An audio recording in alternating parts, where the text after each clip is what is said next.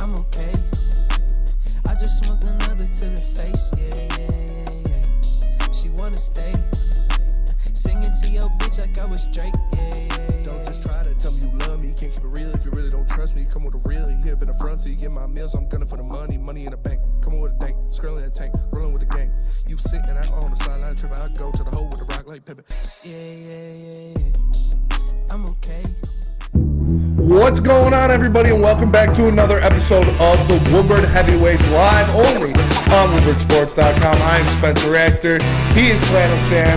We got Chris Platty holding it down in the booth, and our guy Wilbur Easy is in the mass chair, and of course, we gotta welcome back JB from his long absence. Welcome back to this. What's up, y'all? What's going on? Not much, man. He's got the Flannel Sam tag on there, but man. Chef JB. Oh man, I did. Oh, way to drop the ball. Dude, I was going through all of them. I thought I was on point. My fault. Yeah, My you thought. But we're coming to you guys live on a Victory Monday, baby. Third Victory Monday for the Detroit Lions in a row. This is crazy. I never thought it was going to happen. I didn't think we'd see it. But here we are. Dan Campbell outcoached Brian Dable by far. He did. He went out there, put a great scheme together. We obviously got a lot of Lions for you guys today. We got a lot to talk about. How does this win affect LeBron's legacy? We're going to go into all of that. But let's get right down to it and get your initial reactions from the Lions' 31-18 victory over the New York Giants in MetLife Stadium. The first thing I want to point out, obviously the turnovers played a huge factor in this game. Yes. In this 3-game win streak, the Lions have had a 7-1 turnover ratio. That is how you win football games in the NFL. That is how you sustain success in the NFL. You play opportunistic defense and you don't turn the ball over. And that is what Jared Goff did on Sunday against the New York Giants. Sam Flannel, what are your takeaways from this game?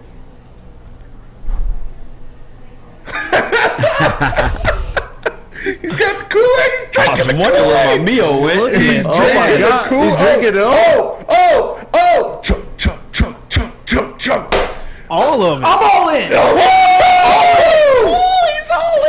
I'm all in. I'm all in on Dan Campbell. I'm all in on Aaron Glenn. I'm all in on Ben Johnson. I'm all in on Aiden Hutchinson, Ali McNeil, Kirby Joseph, Amon-Ra St. Brown, Penei Sewell. Even at this point for this year, everybody's favorite Jared Goff. I am all in. I'm ready to get hurt, but I'm also ready to explode.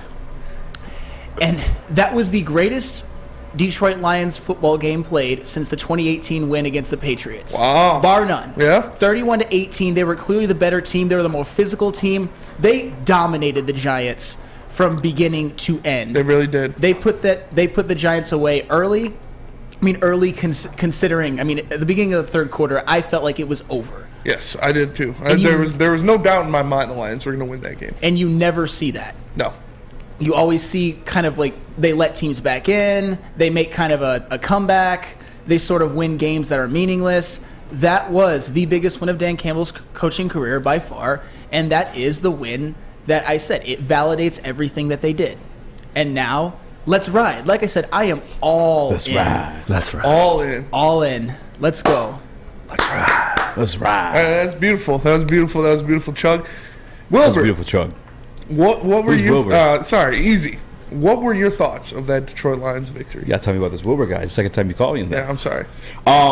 Stuck in my mind. This is like what we've said the entire season. Yes. If people have been watching the Woodward Heavyweights, like they know I've been on the train for the longest time. Like, defend the Glen. Like, that's been me.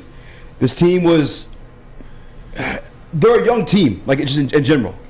And we said that. We argued it. Like, people were ready to fire AG. I've told you guys, like, we have a good coaching staff. We've seen some positive things out of them. Things are changing. They have a completely young team. It's all inexperienced. But you see, as the season's gone by, these guys are learning. These guys are starting to make plays. Kirby Joseph. Yes. Went from giving up touchdowns, which he did against Chicago too, but in the Seattle game. Two he gave up in the Seattle game. To now leading all of 2022 class, tied first, I should say, with Tariq Woolen, who's also having a badass year, in turnovers. Aiden Hutchinson. Third in turnovers out of the 22 class. had a fumble recovery. He's leading the league in the class in sacks. Like, give these guys time. That's all I was asking for in terms of AG, because we've seen him do this before, previously last year. Different system, different guys, yeah. But like, injuries happen. These young guys are filling in. Like, this is exactly what we said was going to happen, man. And it's just, I mean, for Christ's sakes, this is Kirby's second year playing the safety position alone. He looked good with the ball in his hands too. Kirby? When he was running up the field, he was making moves. He was making people miss. It was nice. And one thing I want to point out, our tape for success, are reasons the Lions can get this dub: to limit the run game, to force Daniel Jones to pass the ball, and to not turn the ball over. And what do? They shut Saquon down. They force Daniel Jones to pass over 40 times, and they force the Giants into 3 turnovers. Defend the Glenn. You look at this, they held Saquon Barkley to 15 carries for 22 yards. I thought that was impossible. Everybody thought it was impossible. The guy was balling all year, and the Lions shut him down. He had over 100 yards per game going into this game. He had 15 carries for 22 yards. Saquon Barkley was a complete non-factor. And going into that game, I didn't even expect them to do that, Lions to do that. I thought there was no chance. I said if they limit him to like 70, 80 yards, maybe even 100, but maybe make him work for it a little bit. Yeah. They shut him the F down. The New York Giants as a whole didn't have 100 rushing yards. They went for 89 rushing yards, and 50 of those were from Daniel Jones. I think actually that Herbie guy said it, or Wilbur, whatever that his name was.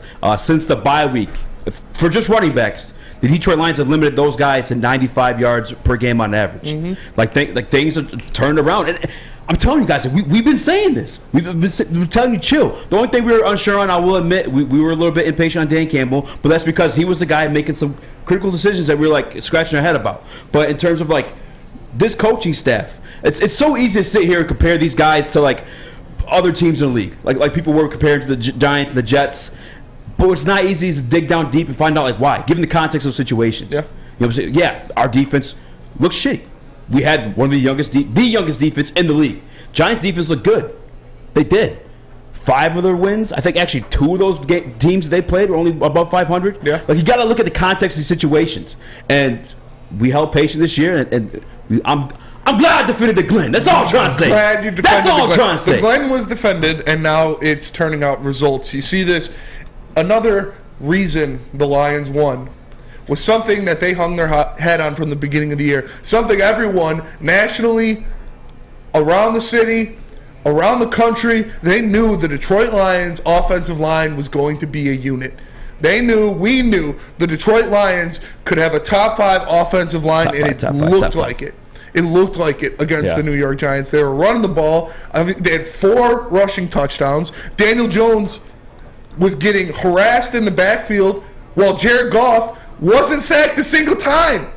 And you're looking at guys like Dexter Lawrence. You're looking at guys like Mario Williams. You're looking at guys like, or not Mario Williams. You're looking at guys like Kayvon Thibodeau that are imposing forces, Leonard Williams, on the Giants' defensive line. And the Lions' offensive line came to play. Dude, there were times where Jared Goff could have literally sat back there, called his fiancée Kristen, made plans for the night. I'll call his fiancée. Baby, I'm smash night, girl. What you doing later? Took like maybe a 2-minute nap, got up, and thrown the ball. He was not even touched. His jersey was clean the whole game. And the running game, it doesn't matter if it's Jamal Williams. It doesn't matter if it's Justin Jackson. Hell, it doesn't even matter if it's DeAndre Swift. They were just getting all those chunk yards, 4 yards, 5 yards, when they needed to salt the game away, when they needed to punch it at the goal line, when they needed to keep drives going. That offensive line, it's playing like the best offensive line in the entire NFL. I mean, say it again. And don't forget, Evan Brown went out for a couple series too. Yes, I don't even know if he returned. No. That's how much of a difference I didn't see. And I got to be honest with you too. When Dan Skipper's in that game, I feel like we run the football better. When he's in that guard, I feel like they run the football. Boy. He's a big dude. He's a mountain of a freaking human. And since I already went on the rant, I was like, oh, I was right, defend the Glenn. I do have to admit one situation where I was wrong about, absolutely wrong. And even though I was unsure of it, I was still 40%, 60%. Kayvon Thibodeau does not belong in the conversation with Aiden Hudson so far this year. I apologize for even putting it out there. The numbers were close leading into last week, but Aiden Hudson, different breed this year. Different breed. I'm not. That doesn't mean Kayvon's bad. But Aiden looks like a dog, and the advances that he's made throughout the season. And mind you, the shitty team that he's on, like all due respect to my guys, I know you love the Lions just like I do. I'm a Lions fan too. This is not a good defense. It's not. It's not. But what Aiden's been able to do on it, though, I mean, we're going to talk about it later, but hands down, defensive rookie of the year and then so far. That makes me want to switch to the other side of the trenches. We talked about the offensive line. Now look at the defensive line. We talked about Aiden Hutchinson. Julian Okwara showed up last week. Ali McNeil probably had his best game in a Detroit Lions uniform. The Lions defense racked up 31 total pressures on Daniel Jones. 10 of those were from Ali McNeil. The guy was rushing up the gut in Daniel Jones' face, not letting him sit back in the pocket, breaking double teams, making plays, getting tackles for loss. He finished with 4 tackles, a sack, 3 tackles for loss, 3 quarterback hits, and 10 pressures on Daniel Jones. What did the defensive line, mainly Ali McNeil, bring to this game? I mean, it was everything. And you got John Kaminsky, too, making a crazy impact. Ali McNeil and John Kaminsky, 2 guys that they played pretty well throughout the year when they were on the field, particularly John Kaminsky, but they weren't super consistent. I didn't know they had this in them. I didn't know Ali McNeil had this type of game in him. Yeah. I mean, he's obviously been one of those Brad Holmes draft picks that has, I would say, worked out for the most part. He's been good, he's been dependable, but he hasn't been special. What I saw from Ali McNeil yesterday was special. I saw a game wrecker. I saw a game wrecker from John Kaminsky. I saw a game wrecker from Aiden Hutchinson. It's beautiful to see, and especially on a game where they only give up 18 points. The defensive line, it's everything in this team. Everything. The moon, the sun, and the stars, to paraphrase something I said in the last show. And they showed up, they balled out, and they were the foundation for why they were able to have so much success against the Giants offense. They were. It started with stopping Saquon Barkley. How do you feel about that? I love it. I mean, like you said, that was the best game that he's had as a Detroit Lion. And, like, you wanted to see it because, obviously, we felt a little burnt on the Le'Veon Enrique pick. He hasn't been able to play this year. And to be honest with you, I don't know if he's going to play again. I'm quite concerned for him in his career, to be honest with you. But to finally have a return of investment on Ali McNeil, because don't forget, Brad Holmes went back-to-back with defensive tackles. I know me personally, scratching my head at the time, too. I was like, we just got a defensive tackle. What are we doing? Back-to-back. We're finally get that return on investment. I've always looked at Aleem as like a run stuffer, but for him to show out as a pass rusher yesterday, I mean, I don't know if we can expect that, I guess consistently now, but at least we know he has a little bit of his repertoire. He could beat a guy one-on-one. Like, it was just amazing to see. And might I just add, I want to shout out my guy, iKing, in the Woodward Sports chat, who says Kirby Joseph has just as many catches this season as Kenny Galladay. Yeah, that's true. He actually has more. Kenny Galladay doubled his catch total against the Lions. That's wild with to think 2. about. He's got 4 catches on the year. And Kirby has, 3? Oh, no, he has 3 picks. Yeah. Still, though. 5 turnovers, though. Still. It's insane. It's insane. You love to see it. Obviously, this is going to be a Lions-heavy show. We're going to talk a lot about Lions, the future of Dan Campbell, what's going on in the Rookie of the Year race. Defending the Glen is turning into the new norm for Detroit Lions fans. But first, let me tell you about The Butchery. Because the official meat supplier of the Woodward Sports Network is The Butchery. Call 248-682-2697. Yes, 248-682-COWS. Or move on over and order online at thebutcherysl.com. Shipping included for Woodward Sports customers. The Butchery, meats, eats, and treats. Sandwiches to die for. Wagyu meats and artisan breads inspired by the legend Chef Dave. Only the best of the best for our meat-loving customers. An old-school butcher shop from a new-school perspective. I'll tell you this, guys, all the time. Who do you trust with your meat? Trust the heavyweights with your meat and trust Chef Dave with your meat. So go hit up The Butchery at thebutcherysl.com. 3 NBA championships. Detroit fans were there. 11 Stanley Cups. Detroit fans were there. 4 World Series wins. Detroit fans were there. And that one Lions playoff win in 1991? Yeah, Detroit fans were there. Woodward Sports, where the fans are. Life is full of hard choices. We're here to make one of life's biggest decisions as simple as possible. My name is Christina Gennari, and for over 20 years, I've helped hundreds of families buy and sell homes. We cover all of Metro Detroit and more, from large luxury homes to starter homes. We will work hard to make sure that you get the home of your dreams. So if you're in the market today or even thinking about buying or selling in the future, make the obvious choice. Christina Gennari, the obvious choice in real estate. Visit us at soldchristina.com today. Make sure you download the Woodward Sports app in the App Store and the Google Play Store today. Take Woodward Sports with you wherever you go and listen live on your phone or mobile device.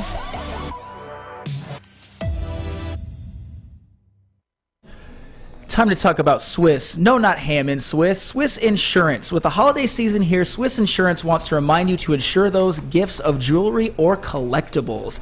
In the last 2 weeks, Swiss has saved its clients an average of 26% on their insurance premiums while increasing coverage. There's a lot of money to free up for the giving season. Happy Thanksgiving from Swiss Insurance, and go blue. Ooh. That's real. That's literally Sneak that in there. I'm glad I don't read that ad. But welcome back, everyone, to the Woodward Heavyweights, only on WoodwardSports.com. I'm Spencer Raxter. He is Flannel Sam. We got Chris Platty in the TD booth. I got JB on the ones and twos, and Easy Chef JB sitting in the man's chair. We just got done breaking down our initial reactions of the Lions' dominating victory over the New York Giants. And let's put it at this. Is Dan Campbell a better coach than Brian Daboll? Can you say that? Is Dan Campbell a better coach than Brian Daboll? Because we have a tweet. If you could throw that up for me, young Christopher. Here we go. Here it is. This was before the Lions started playing out of their minds, and some dude named Speakeasy Sports tweeted, since this tweet, handsome dude. Dan Great bone Campbell structure, is 3-2, and Brian Daboll is 2-2. More Not great bone importantly, structure. Brian Daboll is 0-1 versus Dan Campbell and the Detroit Lions. So, Sam, can you say that Dan Campbell is a better coach than Brian Daboll? So you saw me just drink the Kool-Aid, I obviously. did. You chugged that Kool-Aid. That being said, That's impressive. absolutely not. Brian Daboll is still a better coach than Dan Campbell. I will say this. Dan Campbell and the coaching staff did outcoach Brian Daboll 100%. on Sunday. They completely out-schemed him, dominated that whole game. But Brian Daboll is the NFL's coach of the year if the season ended today. What about Nick Sirianni? Nick Sirianni is a pretty good choice, but Brian Daboll, let me be very clear about something, and this is something that a lot of people don't realize or don't understand. The Giants had a better roster last year than they do this year. They did. With Joe Judge as their coach, they were 4-13. I got a list of players who were on the team last year who were big contributors who are either injured or not there anymore. Azeez Ojulari, injured. James Bradbury, is he a pretty good corner? He is. Yes. Gone. Lorenzo Carter, pretty good linebacker? Pretty good. Gone. Austin Johnson, Yeah. good defensive tackle? Pretty Gone. good. Logan Ryan, safety, pretty consistent, good Pretty player? good, yeah. Nice. Gone. On the offensive side, Evan Ingram, not a great tight end, but better with what they have this year. Yes. Gone. Saquon Barkley. Saquon Barkley is a different story. Last year, under Joe Judge, he was terrible. He was coming off of an injury. He averaged less than 4 yards a carry. This year, Didn't he play like a certain, like 4 games, something like that? he played 13. Oh, damn. Yes, he played more games than you think. Yeah. But this year, under Brian Daboll, he has been the leading rusher in the NFL. I know he had a bad game last week, but to me, that's kind of an He ran them aberration. dogs in the middle. Them Hey. Detroit dogs. And that is very, very true, and that is a factor. Even Kenny Galladay.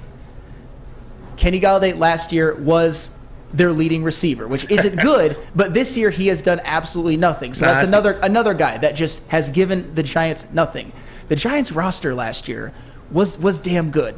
And look at all the returning defensive starters. Tay Crowder, Xavier McKinney, Leonard Williams, Adoree Jackson, Dexter Lawrence. They were all there last year. Yeah. And Joe Judge had this team at 4-13. And Brian Daboll has come in, made Saquon Barkley back to being the best running back in the NFL, a title that I never thought he had. Daniel Jones is looking more passable than he has in the past, at least not turning the football over. The defense, a lesser talented defense, is putting together a lesser talented defense than last year. I know they add Kayvon Thibodeau, but who really else? Maybe Fabian Moreau. Come on. Once they moved Dexter Lawrence to nose tackle, he's been a monster. I understand that, absolute but that's menace. coaching. That's coaching. I know that's more Wink Martindale, Yeah. but that's coaching. That's someone that Brian Daboll brought in. That's my point. Last year they were a more talented team, but terribly coached. Brian Daboll has come in, made this a 7-3 team, possibly taking them to the playoffs. And for the record, Dan Campbell, all the hot seat talk is over. I'm happy with how he's progressing. They're 4-6. They're doing exactly what I wanted them to do, especially after being 1-6 when I didn't think this was possible. But Brian Daboll, in year 1, 7-3, is clearly still a better coach than Dan Campbell. Clearly, says Dan Campbell, or says we'll call him Dan Campbell, Motor City Sam Flannel, MCSF. We have people blowing up the Woodward Sports chat. We got Duke Nukem saying they walked into MetLife and took one from the Giants. They walked into MetLife and punked the Giants. Absolutely. And stole that, ran their pockets, and left back to Detroit. Easy. Can you say that Dan Campbell is a better coach than Brian Daboll? Yes. Yes. I don't know. Oh, you had to say so. What do you mean? What do you mean? What did I just say last segment? Context matters, right? Yes. New York Giants 7-2, 7-3 now because Dan Campbell whooped that ass, waxed that ass, if you will. Among those 7 wins they have, only 2 of those teams have above 500 records. Majority of those teams, boo-boo. That's the truth of the matter. You heard Wink Martindale, I believe is the defensive coordinator's name. I could have that completely wrong. Martindale, I could have just made up. I don't know. But I feel like that's his name. But nonetheless, they talk about Kayvon Thibodeau like, yeah, this team can open up a can of whoop ass on defense. Well, Kayvon Thibodeau is that can opener. It's because he is so versatile. That's why when people were comparison, like last week, again, no longer comparison, by the way. But the Aiden Hutchinson, Kayvon, like comparisons, they'd bring up the stats and numbers, stuff like that. Well, Kayvon's only played 7 games compared to Aiden's 9 at that point, and he had still been just as impactful. Even yesterday, I think you saw on a screenplay where Kayvon, had the play recognition, put his hands up, and stopped the play altogether. But nonetheless, like that defense they're good. But Dan Campbell, just like my man said in the chat, I don't know what name you read off though. Duke Nukem came into his house. Picked up his guard dog and treated him like a puppy. Started petting him, feeding him treats. Put his feet on his table. He said, "It's my crib now." At MetLife. And arguably with the worst roster. Yes, definitely with the worst roster. Like, Dan Campbell outcoached Brian Daboll. He did. Dan Campbell has played tougher teams throughout this season. And the New York Giants, among those wins too, I believe all 7 of them, if I'm not mistaken, all within 1 score. Yes. Every single one of those games within 1 score. And that's just like the parity of this league. That's why I enjoy pro and in football versus college football. Does that not add to Brian Daboll being a good coach? He's winning those 1-score games?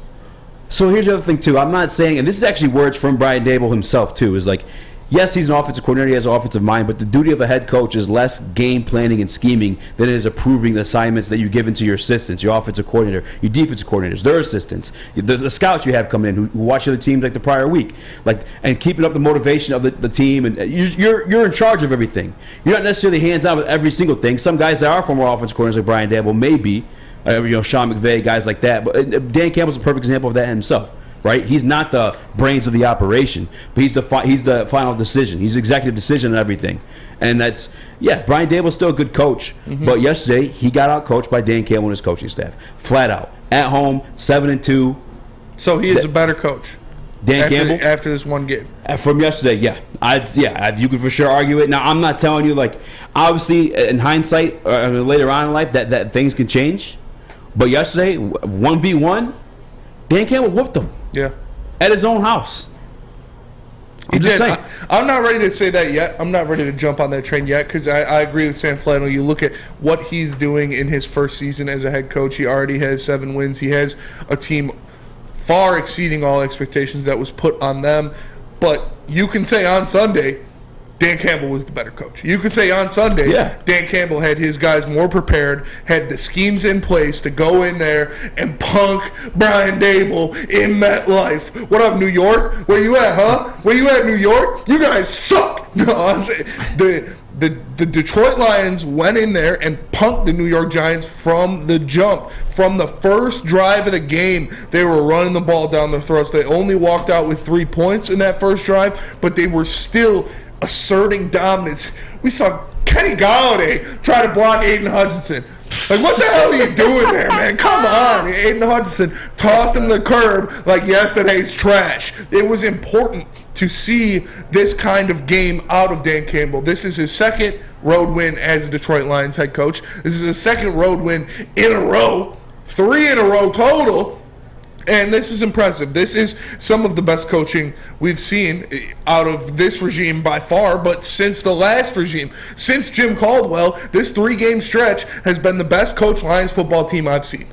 You see them out there, you see them executing, you see them knowing their assignments, not getting blown off the ball, not making stupid penalties, not turning the ball over. They went out there, they had a game plan, they executed it, and they took care of business. And that's what you need out of your team. That's what you need out of young players, to buy in not only to the system, but buy into playing smart football. Not having stupid penalties, not turning the ball over, not folding under the pressure when you have a big lead at halftime, when you're winning in the fourth quarter, not letting things slip through the cracks. And yeah, the Lions have been getting a little luck. They got that missed call on Penei Sewell where it was obviously a false start and it wasn't called, led to a touchdown. That fumble that Aiden Hutchinson recovered, it could have gone either way at some point. When you looked at the replay, you're like, okay, yeah, it was definitely a fumble. But on the field, I was surprised they called that a fumble.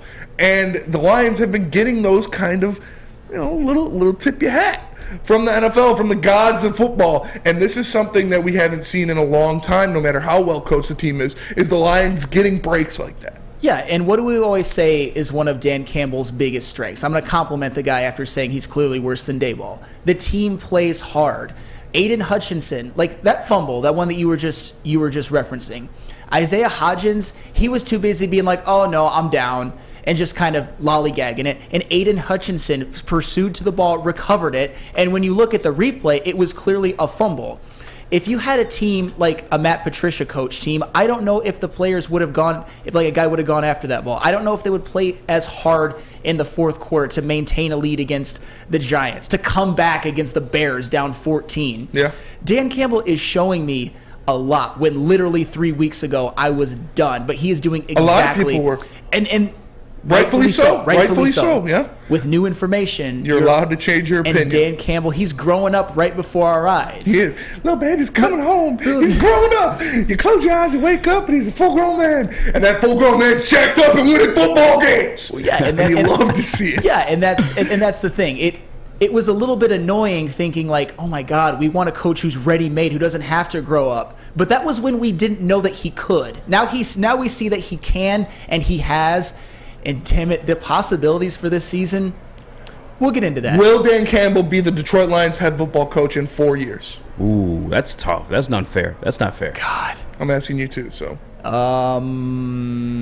Yes. Yes. Flag plant. Will Dan Campbell be the Detroit Lions head football coach in 4 years? Yes. Yes. Spencer, will Dan Campbell be the... Oh, yeah. There you go. Let's go. Hallelujah, Kool-Aid, brother. Let's go. It's hard to look that far in the future. You never know what's going to happen. But if he keeps this up, wins are what matters in this league. It doesn't matter if you're double shot, biting kneecaps, wearing helmets to press conferences. It matters what you do on the field. And right now, Dan Campbell is one of the hottest coaches in the NFL. Yeah. Everything Liddy hello and it's he's got 3 wins in a row, and this Detroit Lions team is playing some of the best football they have in years. And if you want to get jacked up like Dan Campbell, you seen him in that post-game press conference, had the tight sweater, traps popping. All you got to do is go to Planet Fitness, because Planet Fitness is the home of the judgment-free zone, where you can work out in a non-intimidating, judgment-free atmosphere. The gym that has always been known for being clean is now cleaner than ever. Has tons of equipment, a full-body workout in just 30 minutes with a 30-minute circuit, and all memberships include fitness training. You can get all that for just $10 a month. Join in club or online at planetfitness.com. It's Planet Fitness, where your fitness is essential. Thanksgiving is all about family and friends. That's why Woodward Sports wants to send you and your crew front row for the Thanksgiving Day football game. Easy there. Hey, it's Thanksgiving. Shouldn't you be in Detroit losing a football game right now? That's right, you and 3 people that you're thankful for sitting in row number 1. So close you can hear the action, smell the excitement, and taste the glory of Detroit football. All you have to do to enter is retweet or share our post on Twitter and IG and tag 3 of your friends or family. If all 3 of those people are following Woodward Sports too, and we pick your name, you and your crew will all get the best seats inside Ford Field. So hop on Twitter and Instagram and tag your crew. And we'll see you Thanksgiving Day at Ford Field. Brought to you by Lady Jane's and Custom Health Centers. At work and at home, we're there with smarter security solutions. Featuring complete automation with customized alerts and more. For over 90 years, we've been the company that's been counted on to protect what matters most, all with personalized service and care. Right now, for a limited time, receive a free video device plus free installation with a new home system. Guardian Alarm. We protect Michigan. When you need apparel, there's only one place to go. Big Frog in Novi. With no setup fees, no artwork fees, no minimum, and a 24-hour turnaround, you can have your whole team outfitted in no time. Embroidery, direct-to-garment, vinyl, and screen printing, Big Frog has it all in all the styles you want. So whether it's a sports team, fundraiser, school event, or corporate needs, Big Frog is your one-stop destination. Visit bigfrog.com/Novi or call 844-4-BIG-FROG. We are the network for Detroit by Detroiters. Welcome to the Woodward Sports Network. At Alta, Uptime matters. Alta Equipment has everything you need to get the job done. It's winter, so I know you've got a bog project coming up. If you have one, Alta Rent has you covered. Call them today at 844-GO-TO-ALTA. That is 844-GO-TO-ALTA. Welcome back, everybody, to another episode of the Woodward Heavyweights live on WoodwardSports.com. I am Spencer Exter. He is Flannel Sam. We got Chris Platty in the TD booth, JB Smooth on the ones and twos, and Easy in the Maz chair. We just got done talking about who we think is a better coach, Dan Campbell or Brian Dable, after the Lions' domination, complete and utter domination of the New York Giants on Sunday. We are going to get into Jameson Williams being back at practice. We are going to get into the Lions taking on the Bills this Thursday for the Thanksgiving Day game. But first things first, Sam Flannel, your guy, the blue-blooded Michigan man, Aiden Hutchinson, showed up big again. Had 2 turnovers, forced another interception. The only defensive lineman rookie with multiple interceptions in a season in NFL history. He fell on top of a fumble. He was in the backfield. He finished with 3 tackles, an interception, and a fumble recovery.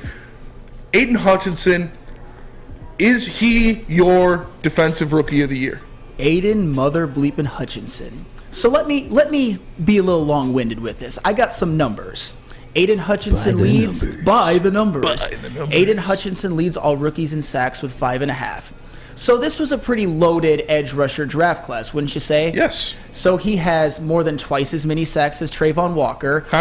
More than 5 times as many sacks as Kayvon Thibodeau. More than twice as many sacks as Jermaine Johnson. And I believe more than what George Karlaftis has a half a sack. And what does that make, 10 times? 10 times more than 10 times more sacks than George Karlaftis. Tell him, Flynn. And also, Aiden Hutchinson has more sacks this season than Aaron Donald. Wait, one more time?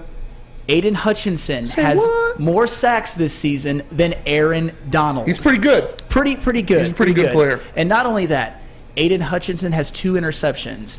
That is just as many as Sauce Gardner. That is 1 more than Derek Stingley Jr. Ooh. Hell, that is 1 more than Marcus Peters. That is. And that is 1 more than Jalen freaking Ramsey. Wow. Bruh. So my conclusion is, after all of that, after taking everything into consideration, hell yeah, he's the defensive rookie of the year. Are you kidding me? I know a lot of you want to talk about Sauce Gardner. Sauce Gardner's having a damn good year. Yes. Tariq Woolen, obviously, been great. Devin Lloyd.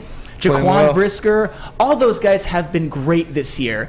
But Aiden freaking Hutchinson, when you lay out those numbers, when you look at the impact that he has had on games that they've won, including last week, he got an interception. He did. A big interception that completely swung the game. It was 6-3 Giants. And what happened after that interception? The Lions promptly went on a 14-0 run before half and then scored another touchdown getting the ball back after halftime. That's a 21-0 run after Aiden Hutchinson gets that pick. You're damn completely right. swings the game. And then the Giants, 24-12. They were driving. They just got a big first down. Will Harris forces a fumble. And guess who's Johnny on the spot? Not even Johnny on the spot. Johnny on the spot. The classic Boomer Sam. Absolutely. Hustles to the football, recovers it, and then the Lions go right down and score 31-12, and that is all she wrote. All she wrote. And it's not She just didn't that write game. anything else. And it's not just that game. Who had that big sack to basically take it from 2nd and 10 to 3rd and 15 while the Bears were going down to potentially win the game? Aiden It was a white guy. It was a white guy. Some big white dude. Yeah, Yeah. big white dude. With a number 97. 97 on the back. 97. Who had that big goal line interception when it was 4th and 1, 0-0? The Green Bay Packers were looking to take a lead. It was a white guy. It was a white guy. What number did he wear, Easy? What number? 97? 90 I think it was Aiden freaking Hutchinson. 90 freaking 7. Who had 3 sacks in the first half against the Washington Commanders in week 2? Another white guy. And a No, half. the same white guy. In a half in which the Lions outscored the Commanders 22-0, gave them basically an insurmountable halftime lead. Was it Clutchinson, something like that? Aiden Clutchinson? Aiden I believe Hutchinson? it was this guy. Hey, I believe it was this guy. It was that guy. Oh my God, he's having a seizure. He's real white. He's doing the raptor dance. It was that guy. Yeah. All that into totality. He's leading all rookies in sacks. He has just as many interceptions as Sauce Gardner. He's does. making impact plays on every single game that the Lions have won. The Lions are now 4-6. I know we had some concerns about the beginning. He had some struggles, but he has really come on, and he has basically came back, I wouldn't say from the dead, but he has come from being a little disappointing to me being the absolute front runner for defensive rookie of the year. Give me Aiden Hutchinson 10 times out of 10. Let me read these stats from my notes so I don't get anything wrong. Through 10 games, Aiden Hutchinson, 2 interceptions, a fumble recovery, 5.5 sacks, 31 tackles, 4 tackles for loss, and 10 quarterback hits. Sauce Gardner through 10 games, 2 interceptions, 14 pass breakups, 45 total tackles, 3 tackles for loss, and a 52.9 completion percentage allowed. I don't know if I'm ready to springboard Aiden above Sauce, but if he continues this type of play, he's going to win it. He is going to win that because this guy is breaking games. What does Braylon Edwards always say when him and Maz or him and Stick or him and whoever go back and forth about Penei Sewell versus Micah Parsons? A defensive end, a defensive lineman, an edge rusher can win a game for you in 3 plays. They can go out there and break a game in 1 play. And what has Aiden Hutchinson been doing these past couple weeks? Making game-breaking plays to sway the game to the Lions' favor, picking off Aaron Rodgers in the red zone, picking off Daniel Jones on a great play, stepping in front of the tight end, give me those, and then running down the sideline. If he wasn't right on the sideline, he might have scored because he made a spin move off the offensive tackle. He looked pretty good carrying the ball. Put Hutchinson in a red zone package. Dude's got hands. No, but it's beautiful to watch. Easy. Is Aiden Hutchinson your defensive rookie of the year? He's the front runner without a question, without a doubt. I love my boy Jeff El Jefe sits in your seat from 8 to 10 on Monday through Friday on the Morning Woodward Show. He still thinks it's Sauce Gardner. No. It's right not now. even close. Literally, this guy plays defensive line. He has the same amount of interceptions as Sauce Gardner. By the way, never had an interception in his entire life until he made it to the NFL. You know what I'm saying? And then you have the 5.5 sacks on top of it. Yeah, you can look at the sacks in the Washington game. You can say, hey, a lot of those were clear, you had to get those. Carson Wentz running around like an idiot. He kind of ran into you at certain points. At one point, you weren't even touched when you got one of those sacks. But it doesn't matter because he still has 2 more after that. Aiden Hutchinson is the front runner for Defensive Rookie of the Year without a doubt, without a question. I mean, I understand like Sauce is doing his thing, but if we're being realistic about Sauce, you guys can look for it yourselves after the show, of course. There's a whole Twitter thread about the guys he's actually guarding out there. It's not always the number one guy every single play. He's not shadowing the best receiver on every single play. He's playing his side of the field. Now, I'm not trying to disrespect what Sauce has done this year. It's truly amazing, especially as a rookie cornerback. Cornerback's one of the hardest positions to transition to in the NFL. Sauce is a fantastic talent. But the fact that Aiden has the same amount of interceptions as a defensive lineman, who's always rushed and the 4-man rushes, he never played linebacker, like none of that. It's Aiden Hutchinson. Dude's got hands of velvet, and he's only going to keep doing this. He's got better hands than Eric Ebron. And by the way, I just want to shout out, and we're going to talk about it next segment too, but shout out Kirby Joseph because he's also part of that conversation now. He is. Kirby Joseph has vaulted into that Defensive Rookie of the Year conversation. And just so we have it on record, Sauce Gardner has allowed 226 yards on 51 targets so far this year. That's about 4.4 yards per target. So the man is still playing very well, playing very good football. Oh, yeah. And I don't think he should be discredited.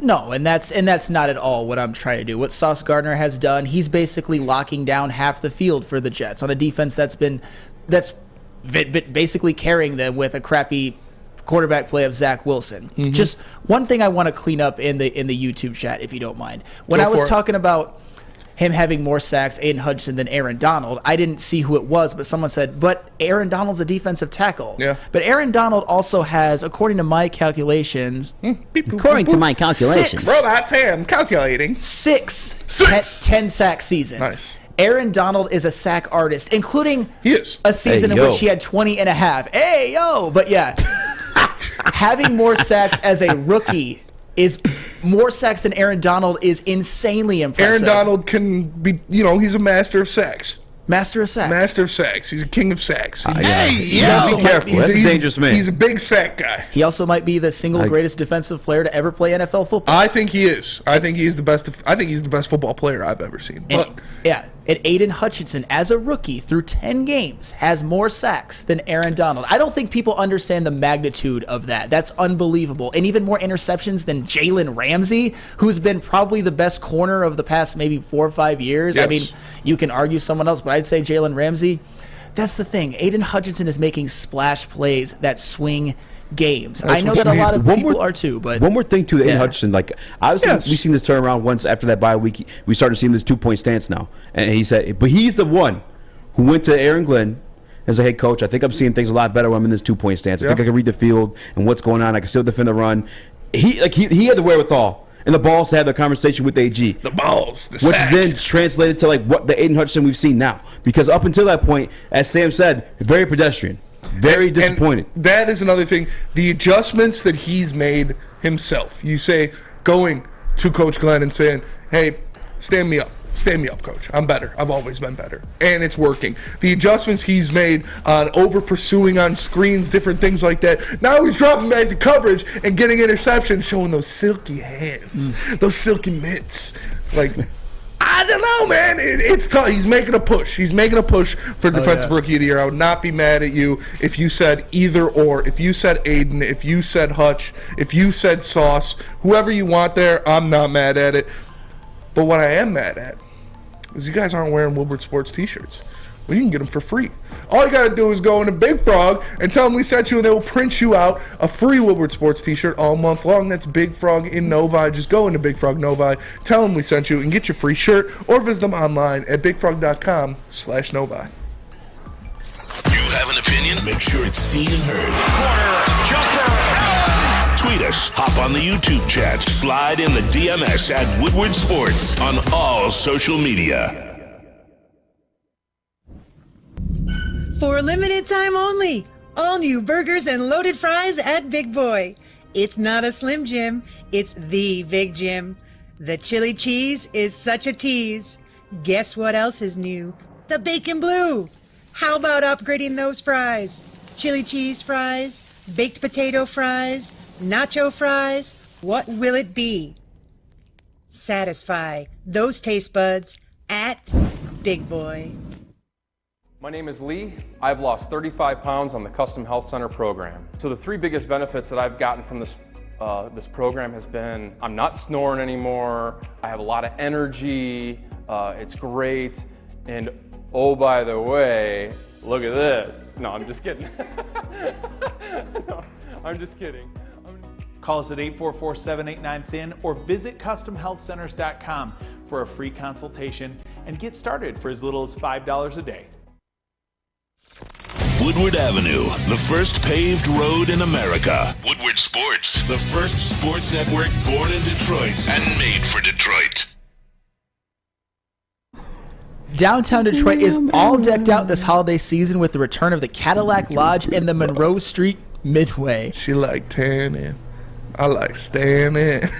Great song. Great song. But we're not talking about that great song. We're talking about the Monroe Street Midway. The Midway has a giant slide, winter bumper cars, and an indoor arcade. Plus, you can grab drinks at the lodge before or after games. Trust me, I'd rather be talking about the song. Shop, eat, and play downtown all winter long with deckedoutdetroit.com. Welcome back, everyone, to another episode of the Woodward Heavyweights live on WoodwardSports.com. I'm Spencer Rexter. He is Flannel Sam. We got Chris Platty in the TD booth. JB Smooth back on the ones and twos, and our boy Easy sitting in the Maz chair using the Maz hemorrhoid pillows. That's what Terry calls it. Terry Foster coined that, not me. I don't want to take credit. But we just got done talking about Aiden Hutchinson and his vault. White guy, right? Yeah, big white guy. You know, pretty good. Dances like a white guy, right? Yeah, dances like a white guy, right? High motor, high character, motor. high Someone motor. you just want to take home to mom. But this is the start. This is the corner piece. He was the cornerstone of this defense. He was drafted to be that blue chip guy. But the rest of this defense, the rest of these young pieces have also been balling out. Just in this game, Kirby 3 solo tackles, a pass breakup, and an interception. Ali McNeil, we already talked about his 4 tackles sacked, 3 tackles for loss, 10 quarterback pressures. Jerry Jacobs, 6 solo tackles, and a pass breakup. Is there still reason to defend the Glenn? Or is it just common knowledge that Aaron Glenn gets the job done now? Easy, I want to hear you from, because you are the defender of the Glenn. You are the keeper of the sword. How do you feel about that? Is it? Do you still feel the urge to defend the Glenn? I want to, just so I can be like, I was the guy to do it. I was the guy to say it. But no. I mean, truthfully, this is like more of a fan for like the consensus of like, or more of a question for the consensus of Lions fans. But no, I don't think so, because not only did all that stuff happen yesterday, all the stats you gave up, and Jerry Jacobs, undrafted free agent, by the way, he's playing phenomenally. Mm-hmm. I expect him. Jeff Cruz is 100% going to be out. Dan Campbell already said it. There's no way he clears concussion protocols within enough time to play this Thursday. That's one of the things that sucks about this short turnaround. But Aaron Glenn did that. I mean, that's him. And I've been saying it all season. You give him spoiled vegetables and you ask him to make a salad. And actually, you said it originally, Spinny. I saw it from you just now. But it's just true. Even if you look at said this? Even if you look at the interception that Aiden Hutchinson had yesterday, it was in the game plan for him to drop back into coverage. It wasn't like a direct instinct for him that, you know what I'm saying, to throw back there and know that, you know, Daniel Jones was making that pass. No, that was part of the game plan. Kirby Joseph, and his second year playing safety just in general, balling right now. I mean, he's looked a little bit rough, but again, it's his first year like, ever just doing it in general. Speaking of Jeff Okudah, he went out yesterday. That was hands down our number 1 cornerback on the team. Mm-hmm. Did you notice? Did you notice after the fact? No, he really didn't. Defend the Glenn. The Glenn is defended. It's defended, bro. And the Den is being defended by the Glenn and his army of defensive players. Sam Flannel, how do you feel about Aaron Glenn? I know his seat might have been hotter than Dan Campbell's at the beginning of the season after some of those performances. Are you sold on Aaron Glenn? I would say for now I am sold, because what he has done in these past 3 games, making adjustments, he's in the last 3 games in which the Detroit Lions are on a 3-game winning streak. I'd say that's a pretty decent sample size. The Detroit Lions are only giving up 19 points a game, which would be good for 10th in the NFL. And with this offense that is top 10 in scoring, all you don't even need to do that. Just be a decent defense. Mm-hmm. And what Aaron Glenn has done, he seems to have gotten the most out of a guy like Aiden Hutchinson, Kirby Joseph, Aleem McNeil is balling, Jerry Jacobs, a guy that Brad Holmes got off the scrap heap in 2021, is playing damn good football. Isaiah Buggs, absolutely. John Kaminsky, balling. And that's the thing. both things can be true. This Lions defense is still last in scoring defense. Yes. But they have shown improvement. They have. I think that Aaron Glenn is another one that you have to put a moratorium on any of his hot seat talk. But what I would like to see moving forward is maybe this defense get into the 20s when it comes to get out of the basement in terms of points allowed per game. Just keep showing improvement, keep putting up those performances like they did against New York where they basically out-physical them and just punished them, pummeled them. That is what dominated the line of scrimmage. Yeah. And with Aaron Glenn, with the talent that they have, which isn't a great defensive roster, that being said, they are capable of putting together games like that. They are capable of dominating a line of scrimmage. They are capable of shutting down your opposing team's best weapons. They did it with Saquon Barkley. They did it with Justin Jefferson in Week 3. So a lot of credit has to be given to Aaron Glenn. So for now, I'm absolutely all in on Aaron Glenn. For now. Can I just emphasize one more thing too? Size it. Saquon Barkley.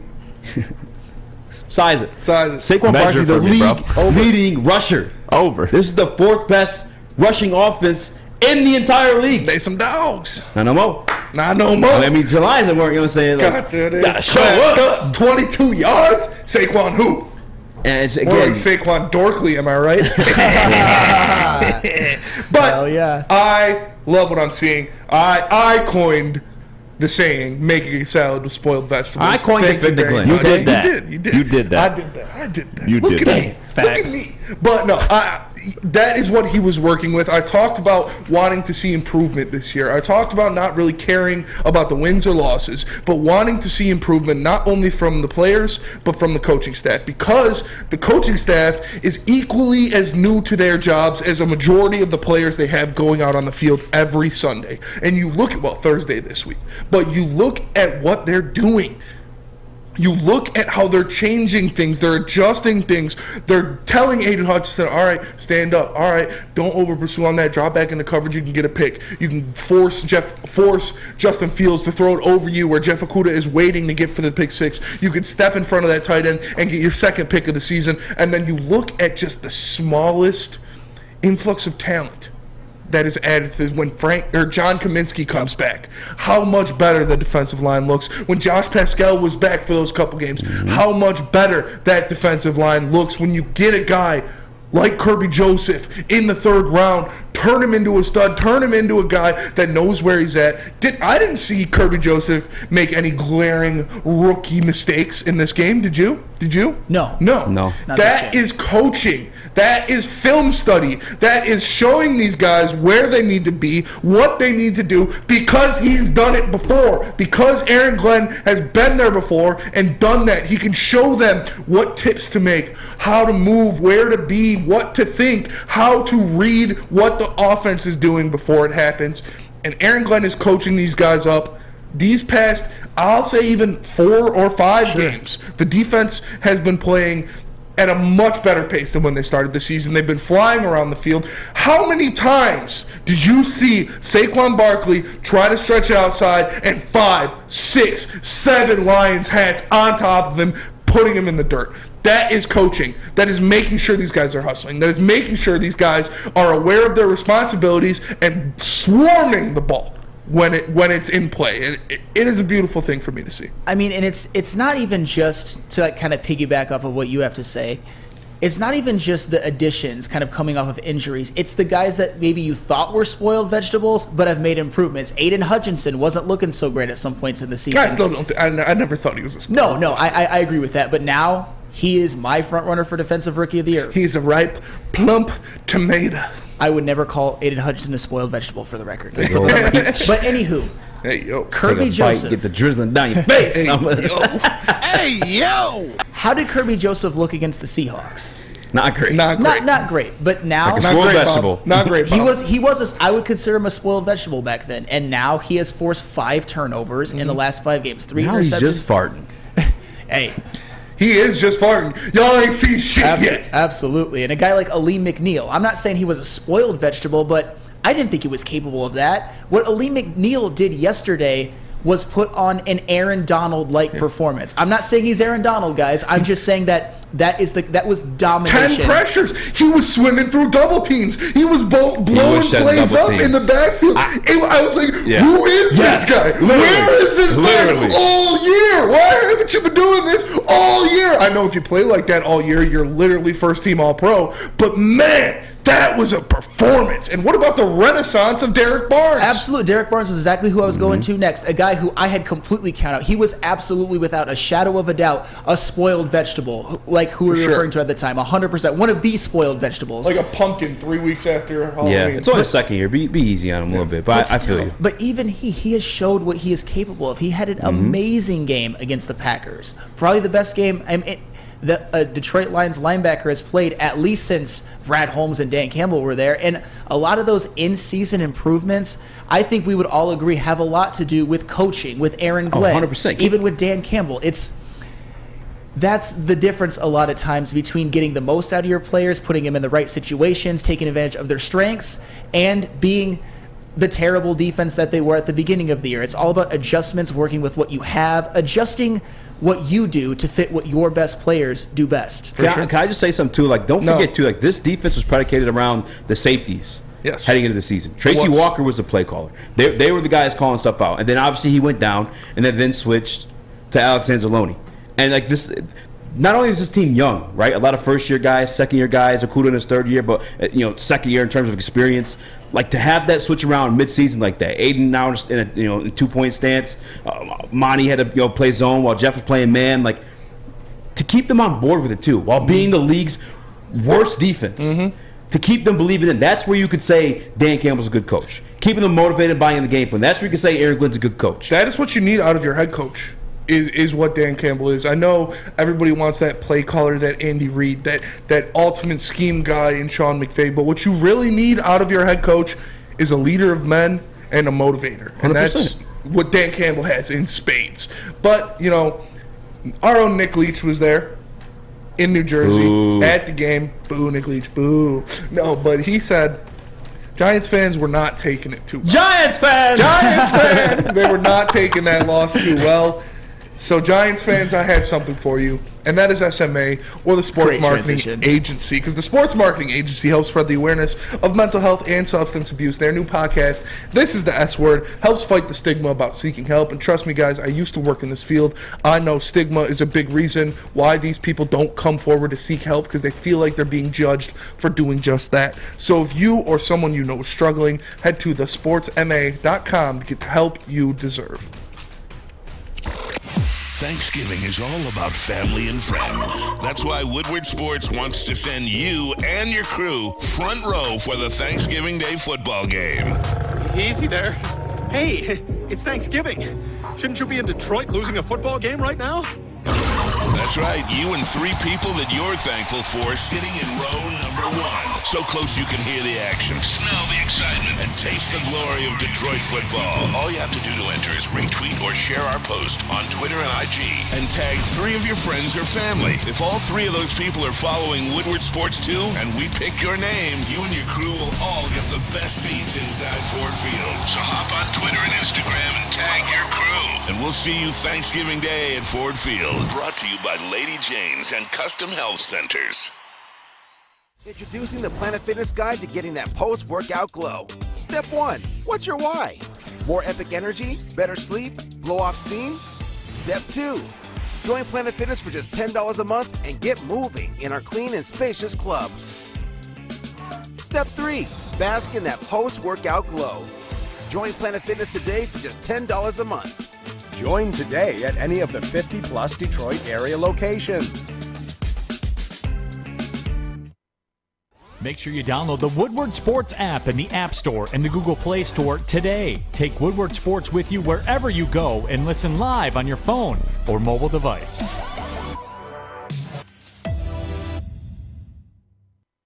What's going on, everybody? It's Spencer for the Foaling Warehouse in Hamtramck, the home of the original football bowling pin game called Foaling. Multiple different ways you can play. They got the $12 open unlimited play and private land reservation for $120. If you get thirsty, they got a $2 mystery beer vending machine, as well as multiple fully loaded bars for to choose from. So make sure you go check them out in Hamtramck or visit them online at foalingwarehouse.com.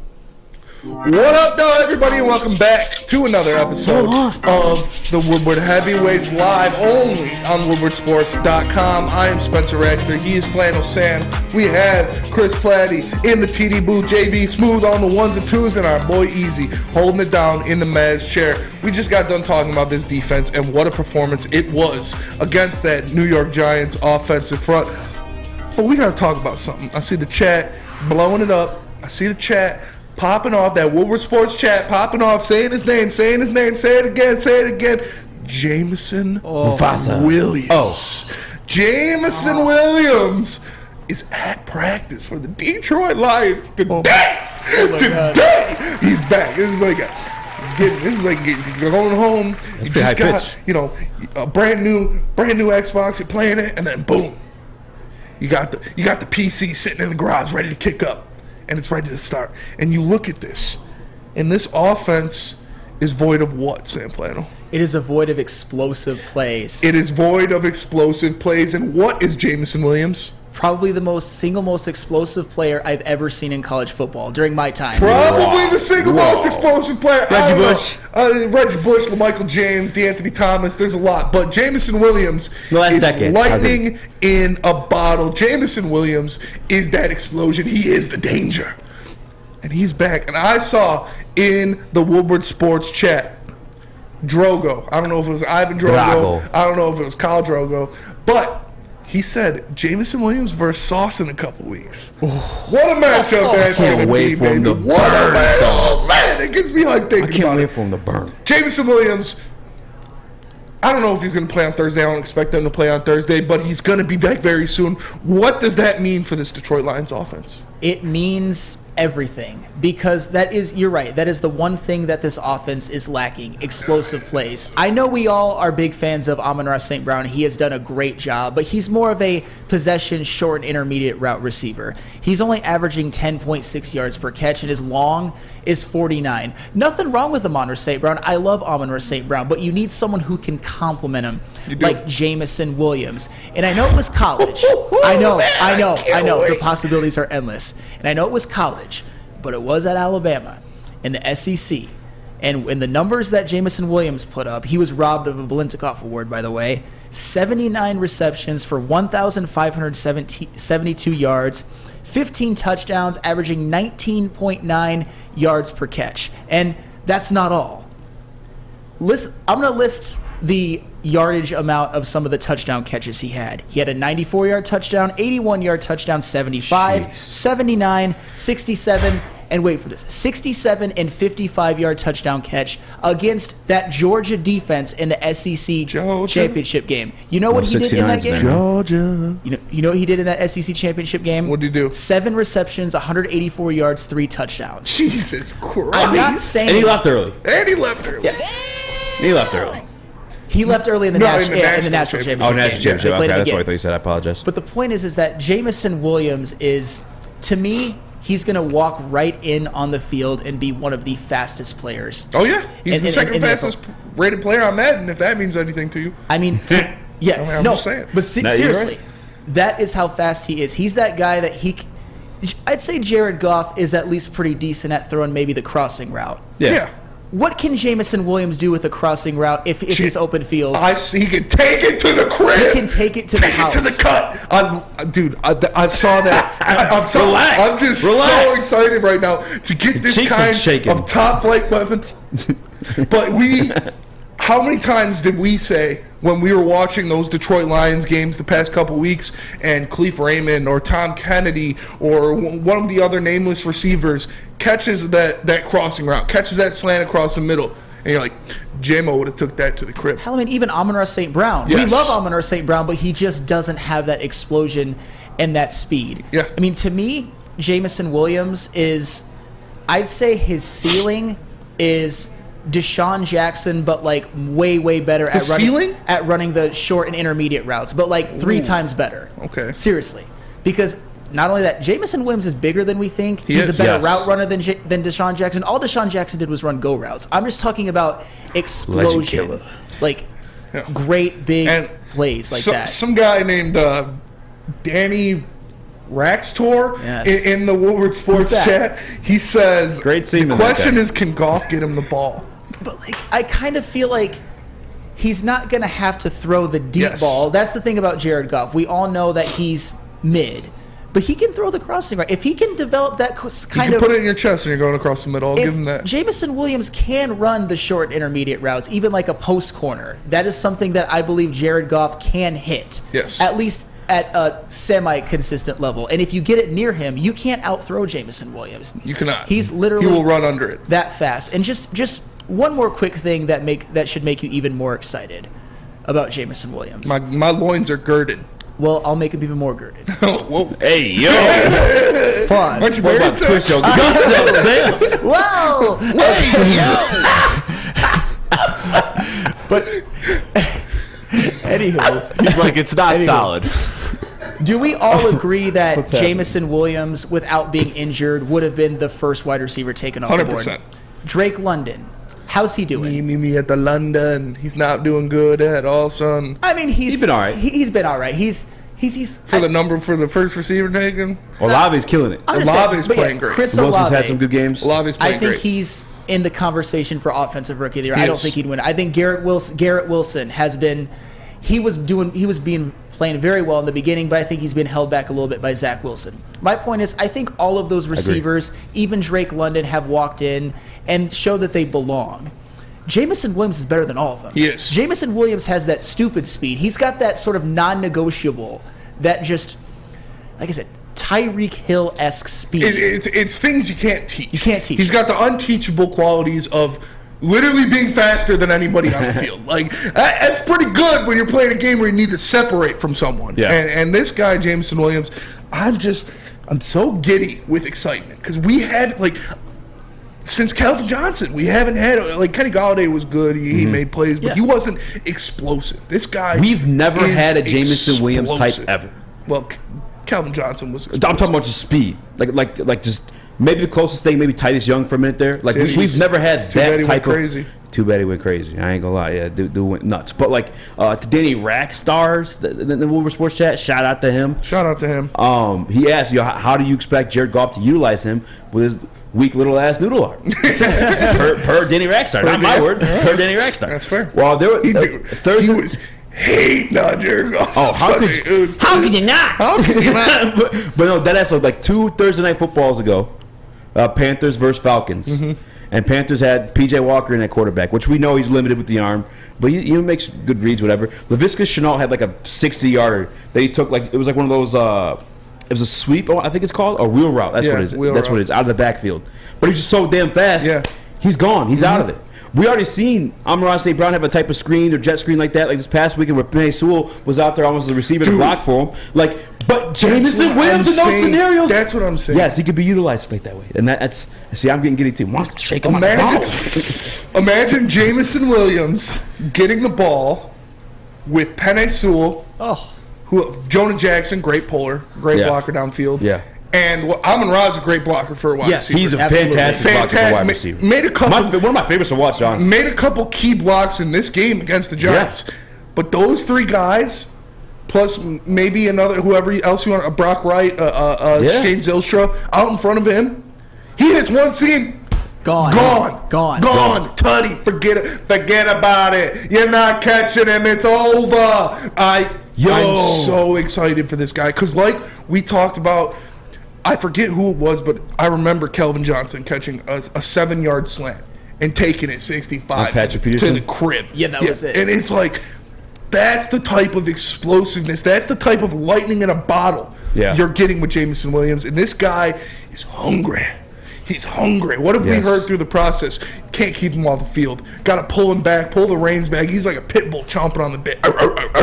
I want to get out there. And he wants to play. He wants to do this. And a fantastic receiver, sometimes makes a mid quarterback look better. Oh, 100%. You look at what Justin Jefferson's doing for Kirk You look Cousins. at Tua Tagovailoa. You look at what Tyreek Hill and Jalen Waddle are doing for Tua Tagovailoa. If you get that kind of explosion, like Sam says, he could just throw it up as high and as far as he can and let J-Mo run under it. Yeah. There's a comment in Woodward Sports Chat. I want to shout this guy out, Eric Lynn. This comment's fire, by the way. And I'm clipping this. This is the Instagram clip for today. 100% for sure. It's J-Mo.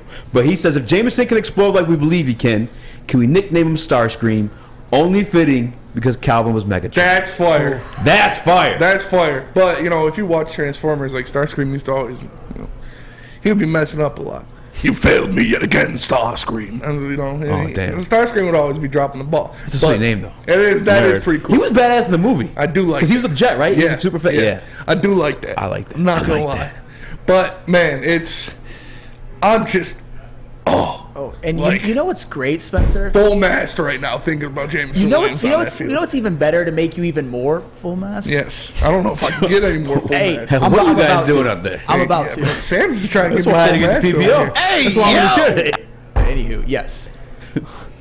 When the Lions were 1-6, yes, there was some talk that the Lions are just going to tank the whole season, and why even play Jameson Williams anyway this year? Yeah. There's going to be no meaningful games. Dude. Jameson Williams has a chance to play in meaningful playoff hunt games this year. Division games down the stretch. In the snow, in Lambeau, in the frozen tundra of Lambeau Field. Like, can you imagine Jameson Williams in the snow catching a touchdown, saying, "Peace, Jareer Alexander"? Oh my God, dude! It gets me so excited thinking about it. It really does. I'm so excited. And what you can get excited about is $200,000 because at Lady Jane's, you can come into Lady Jane's for an award-winning experience and register to win a once-in-a-lifetime opportunity and a down payment for your dream home up to $200,000. Lady Jane's open 7 days a week. Walk in anytime, no appointment necessary because at Lady Jane's, it's wicked awesome, baby. You have an opinion? Make sure it's seen and heard. Corner, jumper, tweet us, hop on the YouTube chat, slide in the DMS at Woodward Sports on all social media.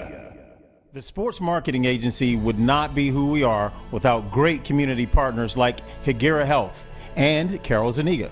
It's an awesome opportunity to partner with your organization. Higuera Health is a comprehensive behavioral health organization. We serve children through older adults with mental health, substance use, and developmental disabilities across Western Wayne counties, and really excited to now be in downriver communities as well. Give us a call at 734-458-4601. You don't have to go to the beach, man. You don't have to get your butt crack full of sand. You just need a little chili peppers, man, to get that glowing beach chili peppers tan. Woo! With 26 locations in the Metro Detroit area and more coming, Chili Peppers Tanning is where you'll find the cleanest salons in the D. Join the Pepper Club for the best deals on unlimited tanning. Head to chilipepperstanning.com. You just need a little chili peppers, man. Make sure you download the Woodward Sports app in the App Store and the Google Play Store today. Take Woodward Sports with you wherever you go and listen live on your phone or mobile device.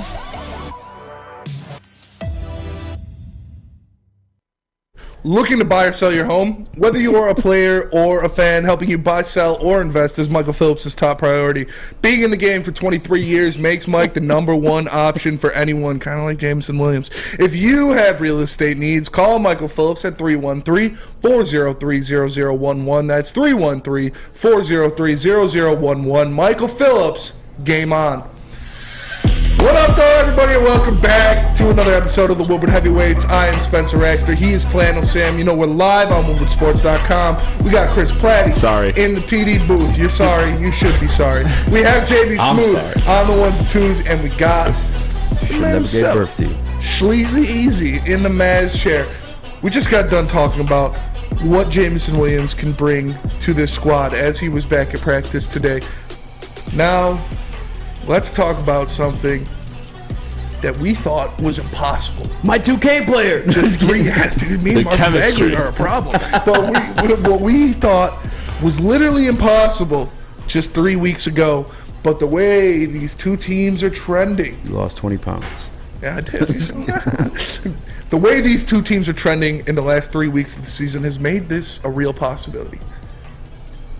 Can the Detroit Lions beat the Buffalo Bills in Motown on Thanksgiving? Sam Flannel, we'll start with you. Oh, boy. So, there are not a lot of tangible reasons I can give why the Lions should win this game. Buffalo is second in scoring. Yes, fourth in scoring defense. Josh Allen, Steph Diggs, Gabe Davis. I mean, that's just a gauntlet of like an aerial attack. And you're probably going to be going without Jeff Okudah. And obviously the Bills have at this moment I would say maybe a 3 times better roster than the Detroit Lions. That being said, the Buffalo Bills are not quite the untouchable juggernaut that we thought they were. They've kind of exposed themselves some vulnerability. I mean, they lost at Miami. They lost at the Jets, in which they scored less than 20 points in both games. They did. And I would say that they imploded against the Vikings. I would say that too. And, you know, the Lions have been known to take advantage of a team's implosion. Shout out Chicago Bears. Nerds. I'll tell you what. The Bears. I'll be honest. I know I'm going to sound crazy, and there's not a whole lot of tangible reason I can give for it. Say it, Flannel. Oh, man. The Detroit Lions that Kool-Aid's kicking in. will beat the Buffalo Bills on Thanksgiving. Wow! And here's why they will. And here's one of the reasons why they can do it. Detroit Lions are a team that can and will. Yeah, that's a big bear. It's because oh my God. Are we doing Blues Clues up there? There you go. Here's where it all starts. The Lions, when I was 4. Their offensive line. Started when I was born. Their offensive line is a non-negotiable. They're playing their best football at the best time, and they can run the football, whether it's Jamal Williams, whether it's DeAndre Swift, whether it's Justin Jackson.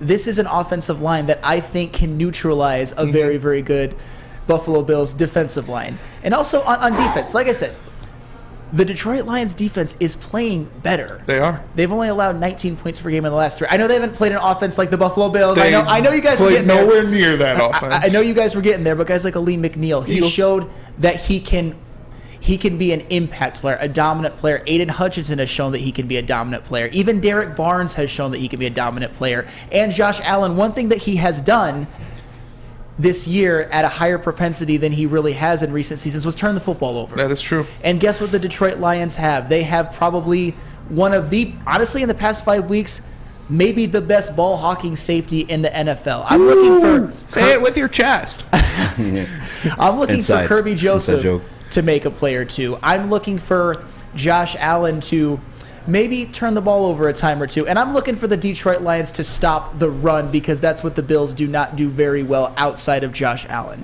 So being at home with everything on the line, with a chance to really vault themselves into playoff contention, not just in the hunt, to the point where they are firmly in.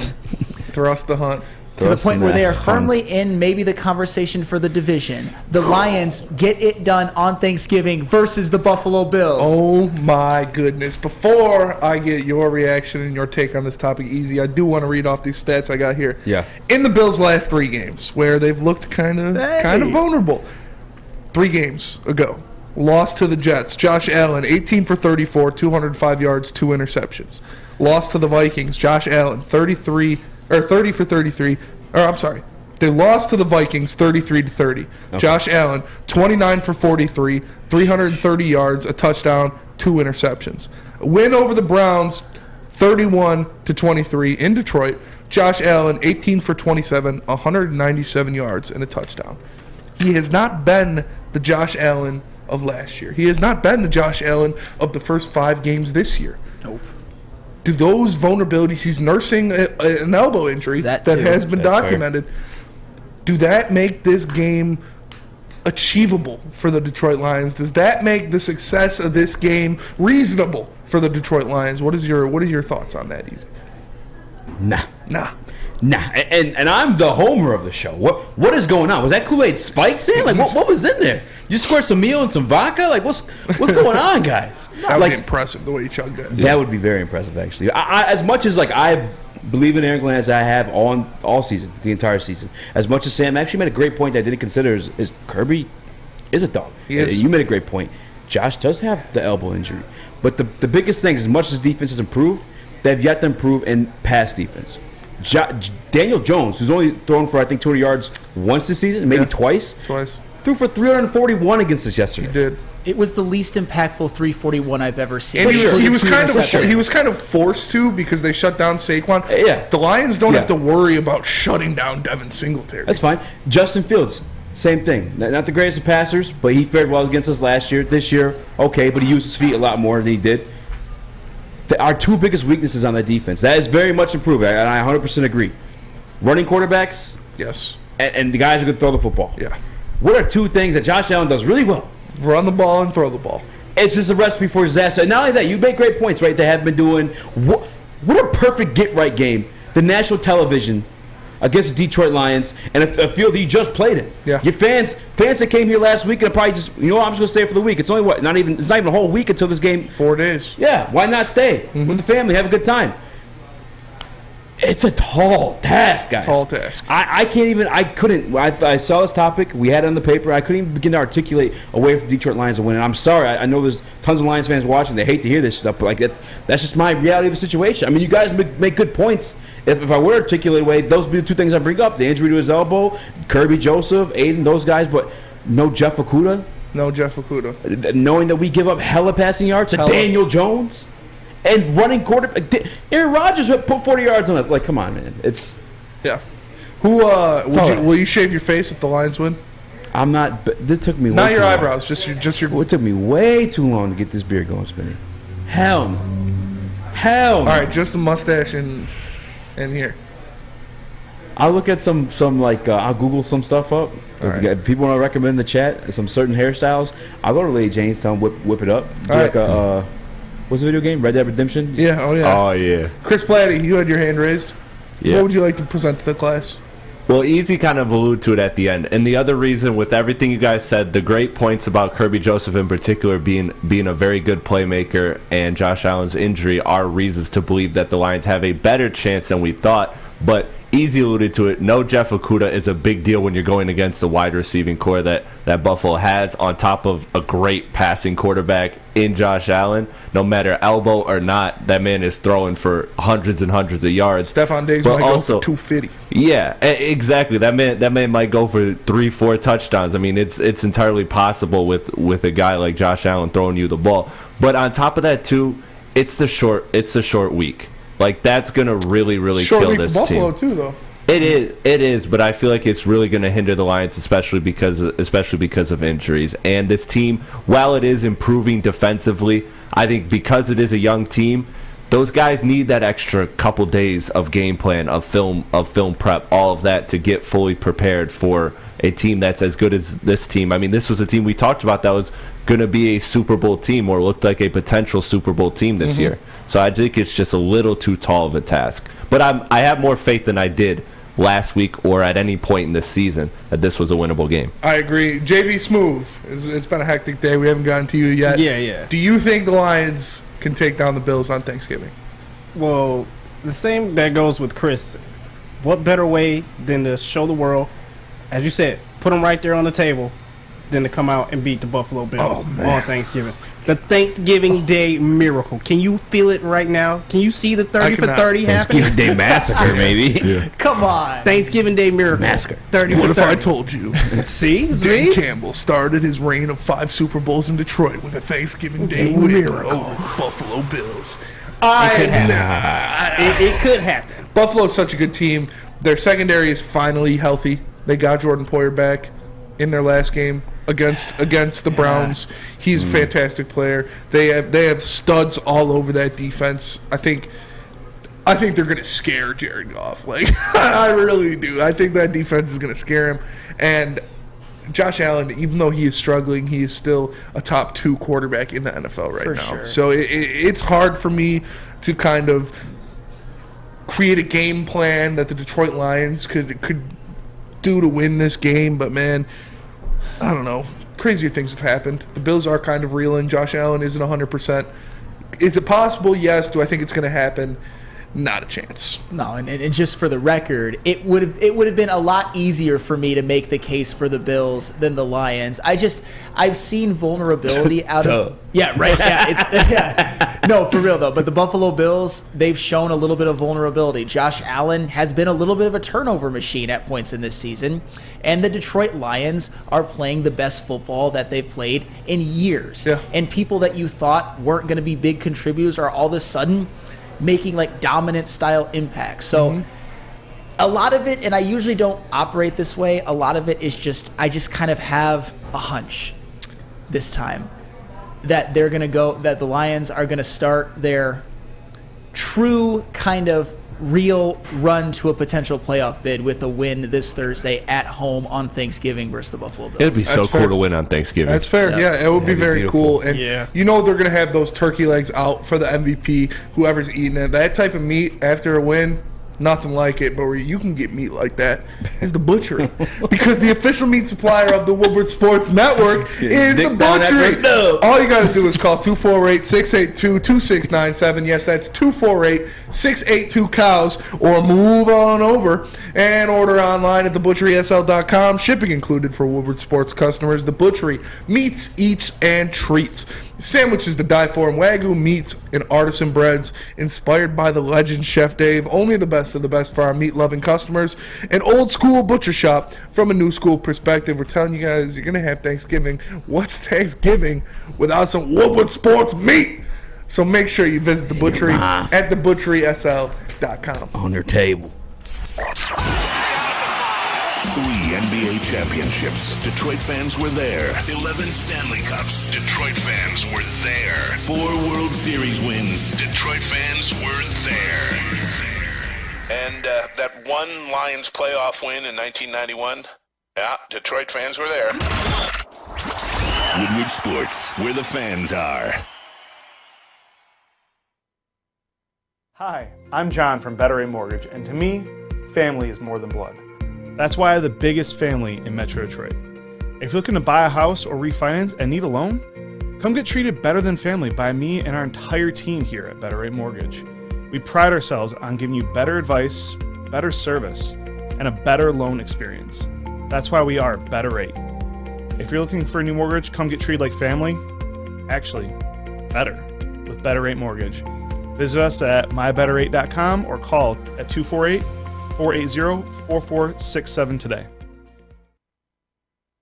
You have an opinion? Make sure it's seen and heard. Corner, jumper, tweet us, hop on the YouTube chat, slide in the DMS at Woodward Sports on all social media.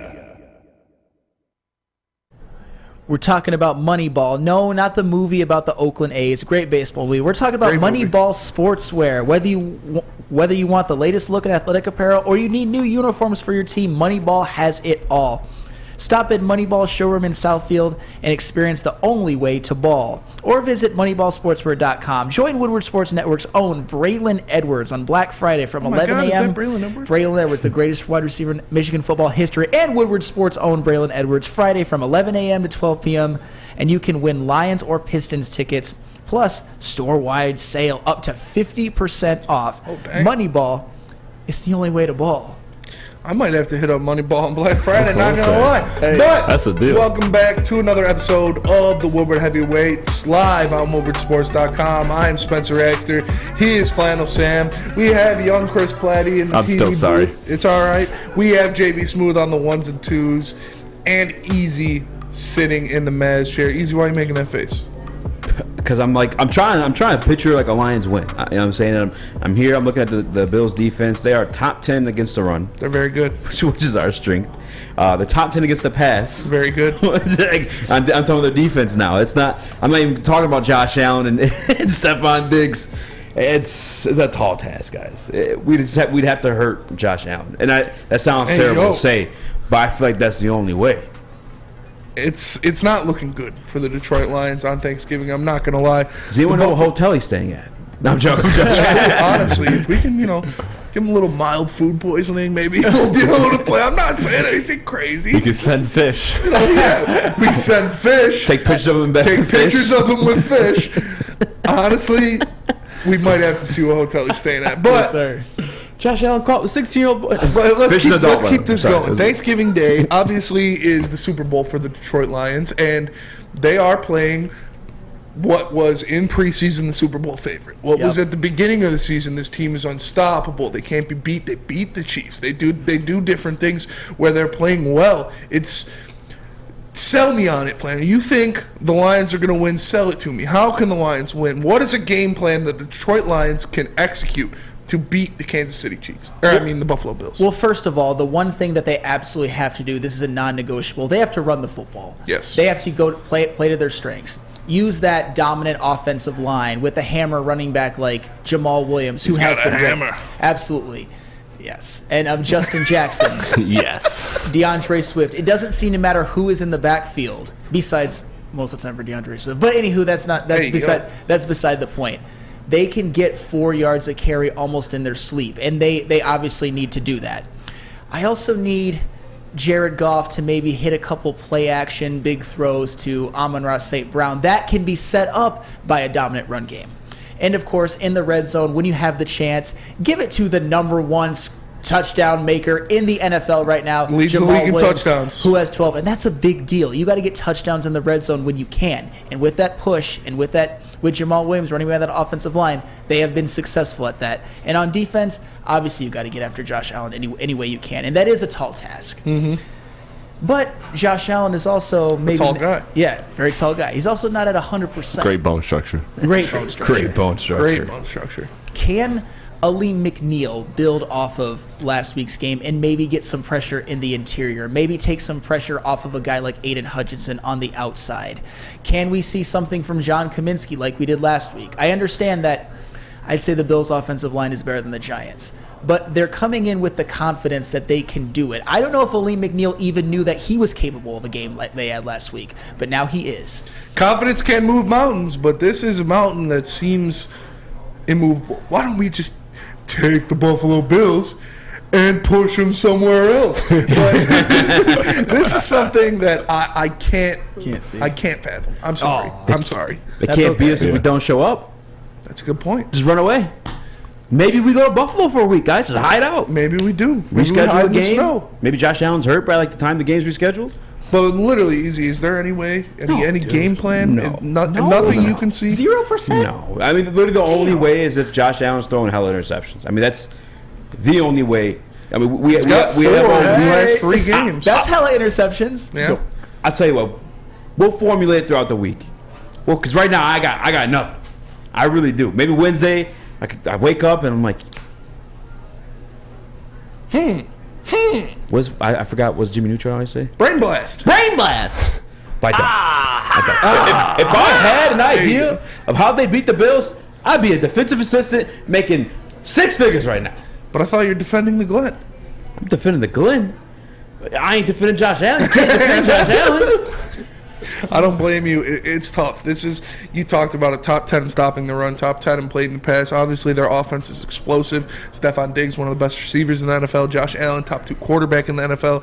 Their run game is suspect at best. But we saw what Daniel Jones did on the ground and through the air against the Detroit Lions. Josh Allen is like a good version of Daniel Jones. Like Daniel Jones is like a poor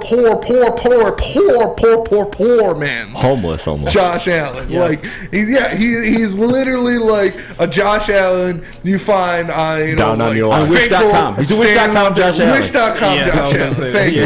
It's Josh Allen's the real deal. And even if he's not 100%, it's gonna be Thanksgiving. He's gonna be hyped up. The crowd knowing maybe the crowd can will it. Maybe the Detroit fans can will their spirit into the Lions. No, Lions fans. No, it's Josh Allen is a legit MVP candidate when he is healthy. And that's very true. And we're obviously going to need Josh Allen to either fumble or throw a pick or two, and for the Lions to play clean football, which they've shown that they're capable of. That's the thing. That's why the Lions need to get a pass rush. Kirby Joseph has to be back there ball hawking because I think he'll have a couple of opportunities. Josh Allen has been a little loose with the football. Yes. I would say, though, the biggest obstacle, obviously, is stopping. My ex-girlfriend. Yep, stopping that. Shoot for the football. stopping that pass attack because no Jeff Of course, Okudah. We're gonna need a legacy What game was for it Jerry again? Jacobs. Yeah. A legacy game for Will Harris. Do I count on that? I mean, Will Harris forced that fumble though. Legacy game for Will Harris. Hey, it's got to happen. You have to be sometime. good to have a legacy, Sam. That's true. He forced that fumble that Aiden Hutchinson recovered. That did happen. What if I told you? What if I told you? The start of the career of the best cornerback in the history of the NFL was when he picked off Josh Allen 3 times on Thanksgiving. His In one name, play. All right, Will Harris. You asked me if I'd shave my beard. But what are you going to do? If they Yeah, I mean, I didn't say there's no you chance. cut your hair? You got more hair to get rid of than I do. Yeah, I already asked you first. Don't flip it on No, me. no, no, no. You didn't even I want answer. to know. What are you willing to bet? took me to grow this hair. What are you willing to bet? Man bun. No. If the Lions win, you got to rock the man bun. No. Come on. If the Lions win, You're so sure the Bills are if going the to win. Lions win, I'll shave my face. I don't even want to see that. Yeah. Ugh.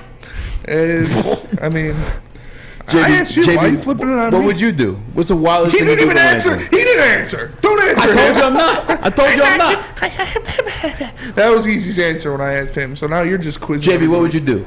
Would you bleach your... Oh no, I'm not bleaching anything. I'm not doing any of that. Bleaching anything, cutting anything off. No, no, bleach my ass. No, what would you do, huh, Mr. Questions, Mr. Inquisitor? I'm making a topic of it. I mean, I don't... There's not... No, it's not happening.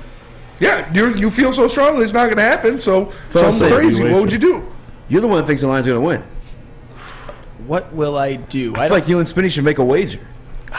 Why me? You're the one that's giving them you no guys are chance, the big and I asked you Every first. time we come out of break, it's going to be you two, so we get to see the other person's victory or defeat right on stage every single time. What do you make a bet here? Let's make it interesting. As guys. Uncle Shay would say, put a We case we of have one more right people now. in the chat right now than we normally do, and we'd like to see them return Yeah. to see whatever happened to either you two. You put some on the line.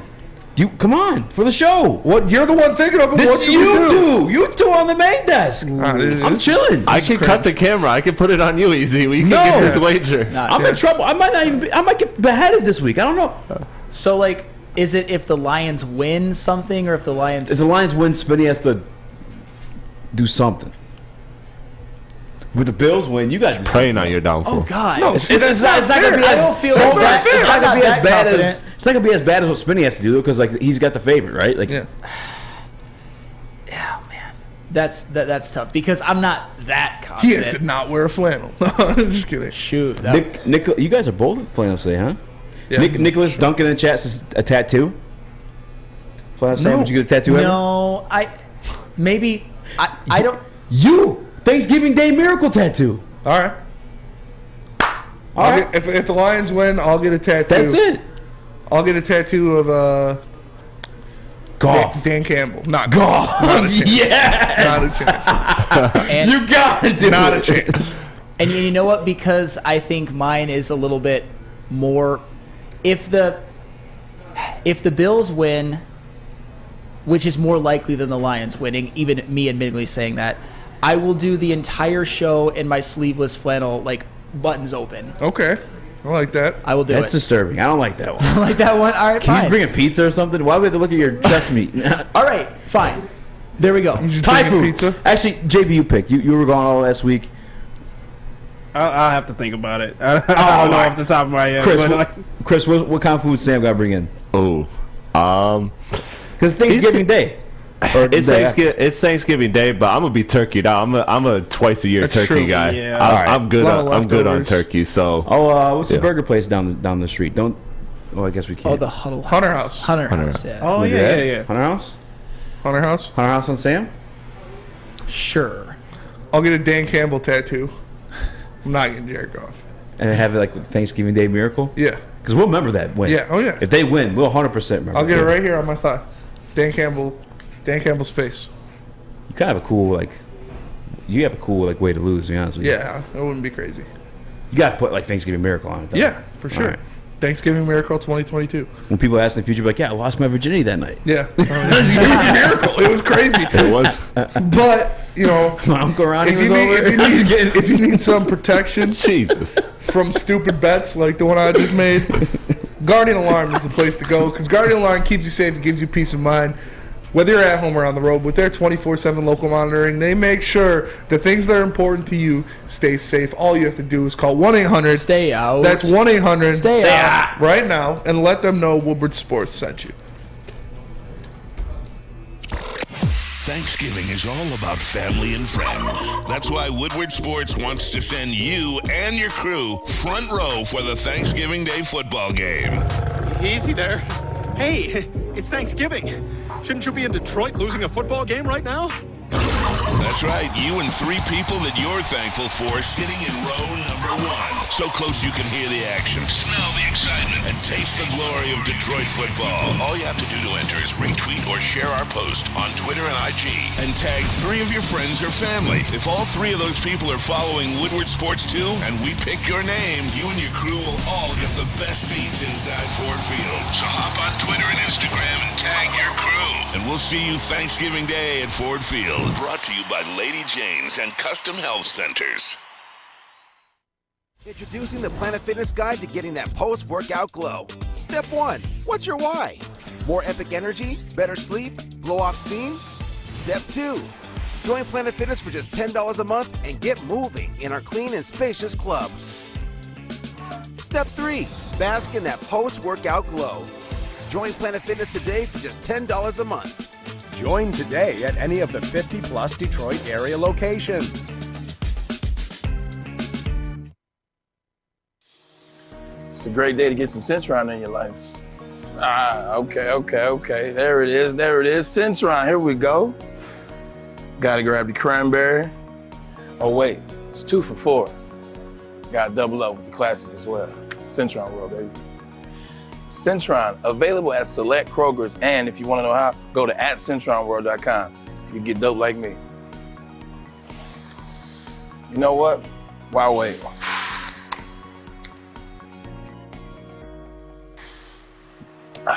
Great taste, guaranteed.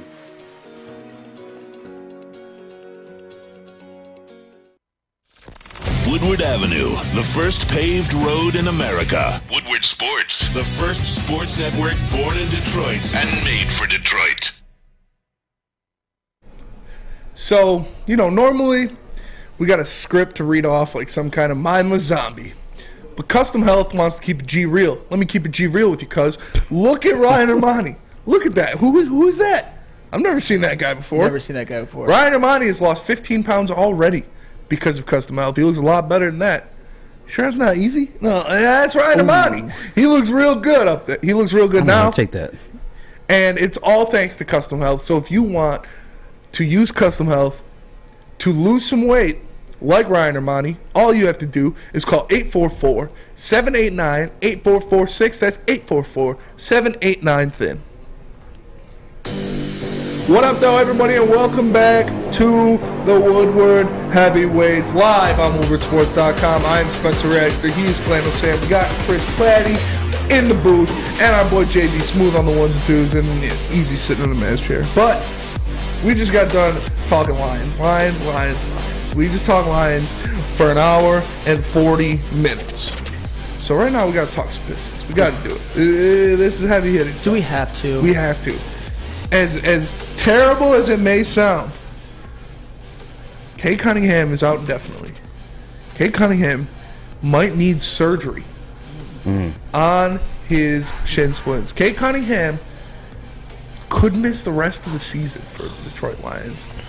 Is this something that you ever saw coming? Is this something that you thought could be that bad? Or what's your take on this, Sam Flynn? No, I absolutely did not see it coming. I actually, before the season, I was sitting right in the Maz chair, and I said that I would bet my mortgage that the Detroit Pistons would win 35 games. You did. And if Cade Cunningham misses the entire season, this is at best a 17-win basketball team. They are going to have the worst record in the NBA, and that's 7. You said 7? 17. Oh, okay. I was going to say. Philadelphia. Get the tank. Yeah. I mean, I guess that means we're in play for Victor Wembanyama or Scoot. Sick for Vic. Yeah, Scoot. No. And those are two pretty good prospects, but still, it's like Cade Cunningham is our cornerstone point guard. He is the guy that was going to lead the Detroit Pistons into the promised land, maybe be that superstar. And he absolutely still can. Yes. He's a very, very young player. It might be beneficial for him to get that, cleaned up a little bit. Just get it out of the way, get the surgery, get it done so it doesn't linger throughout his career. But at the same time, isn't it so depressing having to go through another horrific NBA basketball season as a Pistons fan? One that is going to be even worse than last year, which none of us saw coming. No. I mean, we saw maybe a little bit, but not this much. No, I mean, I probably drank the Pistons Kool-Aid a little harder than some. But I told still, you guys it was coming. You did not think it was going to be a 17-win basketball team. I said it was definitely under 30. I was negative Nancy in the Pistons. Yeah, definitely under 30 is not 17. No. And I get it. You said that 17. With assuming Cade Cunningham would play. My thing is it acceptable to be this bad even if Cade Cunningham doesn't play? Is it acceptable to be the worst team in the NBA, or is it something you just have to look at? And I'll give it a caveat. Jaden Ivey, I think he's been everything we want him to be. Jalen Duren, I think he's been everything we want him to be. Bojan Bogdanovic, at least on the offensive end of the floor. 20 points, 50% from the field, 40% from three. Everything that we wanted him to be and more. And yet, even when Cade Cunningham was playing, this was a losing basketball team. This was a terrible basketball team record-wise. Yeah. Is it acceptable to be this bad regardless if Cade plays or not? I don't think so. I really don't. I mean, there were a couple games on this road trip where the Pistons were close, where they showed some hustle. They showed some fight. Sacramento, LA. There were a couple games where you thought they could possibly get a win at some point, but they're making bad decisions. They're making bad rotation calls at the end of games. They're making bad decisions with the ball. And it's tough for me to get excited for a team like that. I don't know. I think they should be playing better. I think they have the talent to be playing better. But especially if they're losing Cade, man, I'm all in on Victor Wembanyama. Might as well, right? At this point in the season, yeah, it's already over. Easy, how do you feel? Guys, this is a blessing in disguise. Like, it really is. I know you hate to hear it because we're Pistons fans, and I think, to be honest with you guys, maybe outside of Chris, maybe he's on par with me. I think I'm a bigger Cade Cunningham fan than everyone in this room. I've been the one that's saying you give him KD, they're winning the ring. I'm that guy. But if you look at the timeline of the Warriors, and again, this is like kind of crazy compared to because they are a dynasty. They were one of the best. They are the basketball dynasty in my lifetime. Yes. Yep. Being quite honest with you, and I lived through Shaq and Kobe, but they are the best basketball dynasty in my lifetime. 100%. Maybe the Spurs. I was just going to say the Spurs had might so be much up longevity. there. How many rings the Warriors got though? 4. Spurs got 5. Mm-hmm. Okay, so the second best. But nonetheless, it all started with Steph Curry. He was the first piece of that Warriors dynasty. And then he had ankle issues. And people were bashing him for it. And they persisted. He had ankle issues from I think it was 2011. They ended up with Klay Thompson the following year. Had more injuries. Ended up with Harrison Barnes. But they kept hitting the lottery. They kept getting these pieces. That's the same scenario the Detroit Pistons can be in. Yeah. If Cade Cunningham is truly at least what you guys believe he is, along with Jaden Ivey, which I think is truly going to be special. And by the way, shooting the 3-ball a lot better than anyone expected. You hate Jaden Ivey, it's all right. I don't hate Jaden Ivey. In fact, that's the other thing, too. This kid's about the ball. No Cade Cunningham on the floor? Like that was my concern. I've always said Jaden was going to be out cold, but it was the fit. I thought one worked better as the main ball handler. As long as the other one could shoot, maybe it works out. Now, Jaden Ivey's shooting better than I expected, but this is a blessing in disguise. Jaden Ivey's going to be able to ball. Killian's gonna be able to ball, and if we do, even if we don't end up keeping Killian, and I'm not actually, let me take that back. I can't say Killian's gonna ball, but he's gonna get some PT and some experience. Well. He has been playing well. Even if we don't end up keeping him as a championship piece, he then becomes a trade bait. I'm saying his trade value rises up throughout this too. Mm-hmm. Like this is it's in the long term, it's a blessing in disguise. And now I can't say that I said 17 wins exactly, but I said it was definitely gonna be under 30. I think everybody needed to calm down on the play-ins and all that stuff like that because this is a young basketball team. And what wins in the league, I don't care if you have Dwayne Casey as your head coach's talent. If they hit the lottery again and they get Victor Wembanyama, it's all worth it. Victor Wembanyama. Chris, how do you feel worth about this? You're a big Pistons guy. You're a big hoops guy. Yeah, and I think there's a couple things. First off, let me just say that I think the Pistons were in the Victor Wembanyama sweepstakes with or without Cade. So that's why this is disappointing because, I mean, the team was still only 3 wins at this point in the season. So you got to assume that this was going to be one of the worst teams in the league and have a shot for Victor. But let me give you the bad news with the good news with this. So the stress fracture that I looked up, if that is potentially what he has, a stress fracture of the tibia. Players have had that before. Drew Holiday, Seth Curry notably. They both missed 60 games.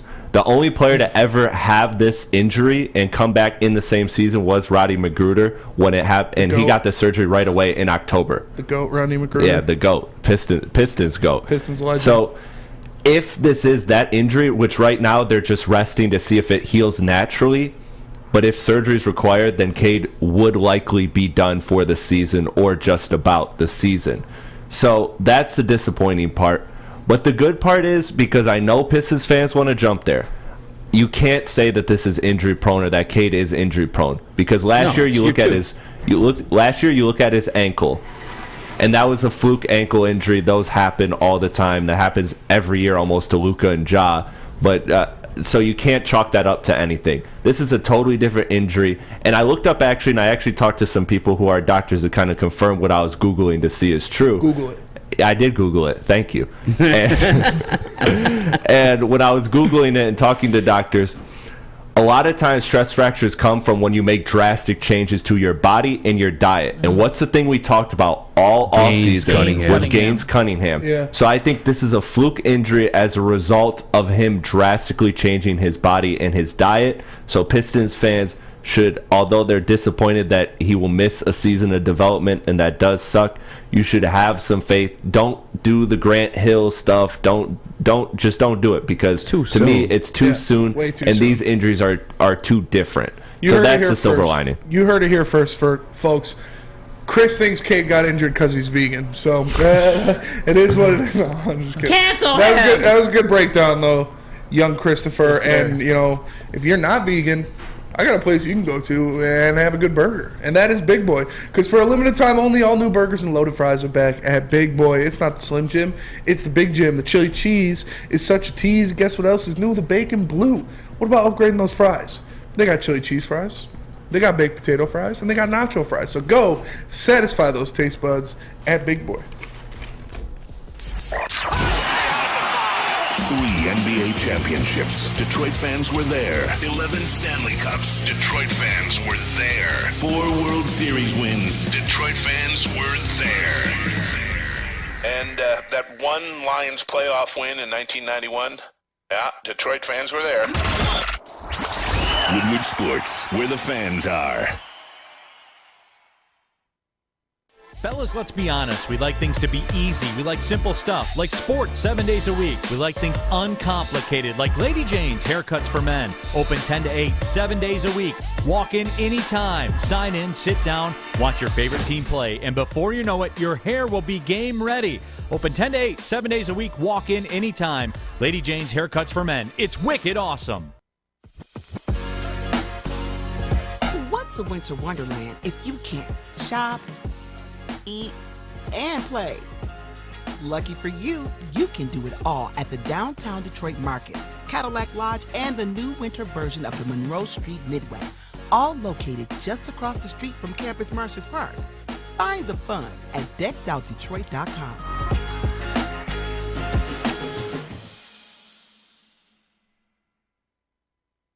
Make sure you download the Woodward Sports app in the App Store and the Google Play Store today. Take Woodward Sports with you wherever you go and listen live on your phone or mobile device.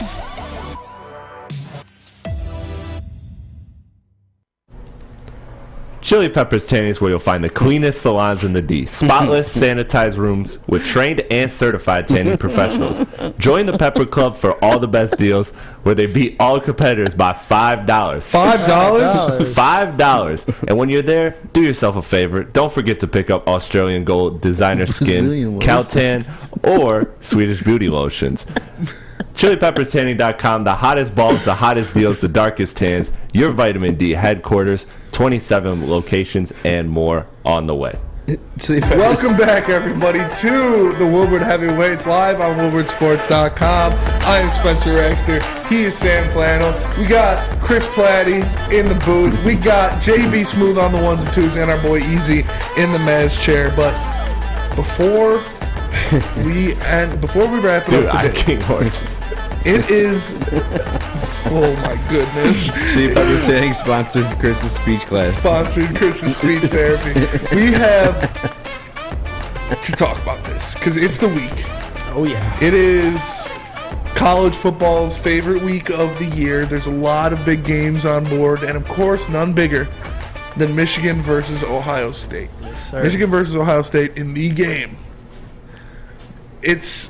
Didn't look great. No. It did not look great, It did but not. Michigan got it done. They did. They were down Mike Morris. Blake Corum went out. They were down Schoonamaker. And they got the job done. It was, I'm not going to lie, I was, Easy was in the car with me. We were on the way to go see Eastern versus Oakland.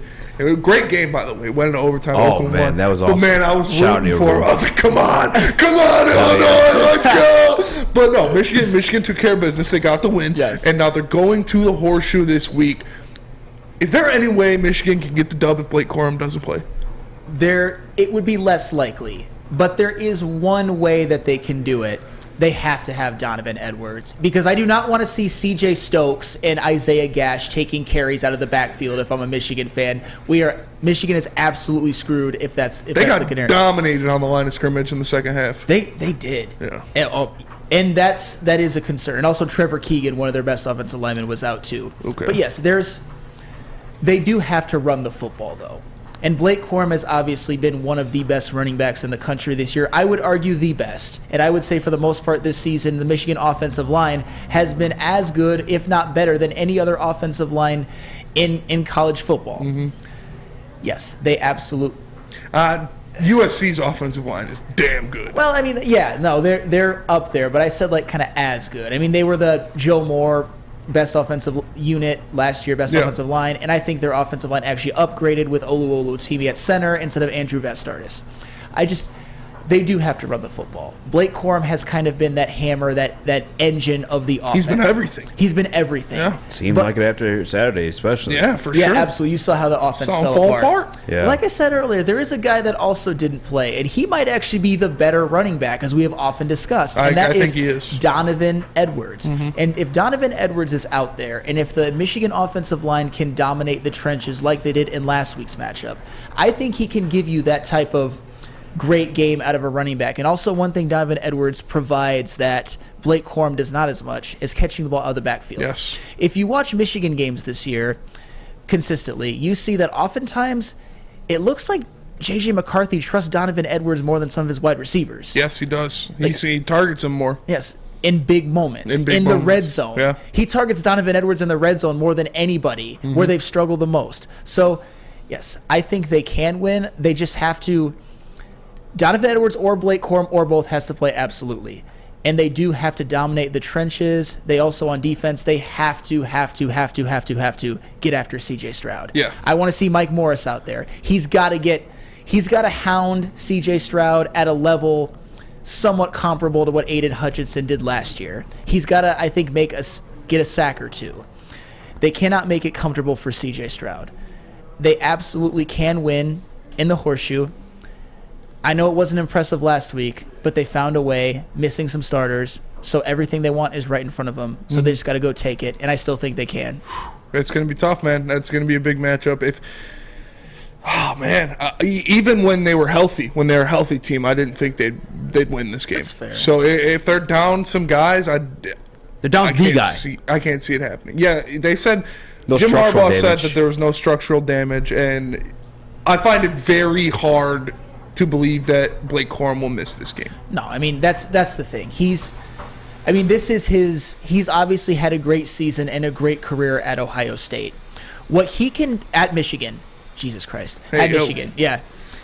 What he can do with a dominant performance at Ohio State is... It's his swan song. It could put him right firmly for a chance to win the Heisman Trophy, and he has a chance to become the greatest Michigan running back in school history if he is the engine of a team that is 13-0, beats Ohio State, wins the Big Ten championship, and hell, maybe wins a game or two in the playoffs, maybe even gets a freaking natty. At that point, you're in the conversation, you're in the dance. So I doubt Blake Corum would miss that. I agree. I think he'll be playing for sure. Yes. We'll see if that hinders him or if he is not the same player, because I do think that injury, if he's not 100% with him. But I find it very hard to believe that he'll miss a game. Easy, what do you think about that? I mean, it's really tough for like Michigan fans because Corum has been the guy. Like the guy, absolutely, for the offense at least. J.J. McCarthy hasn't been like what we expected him to be.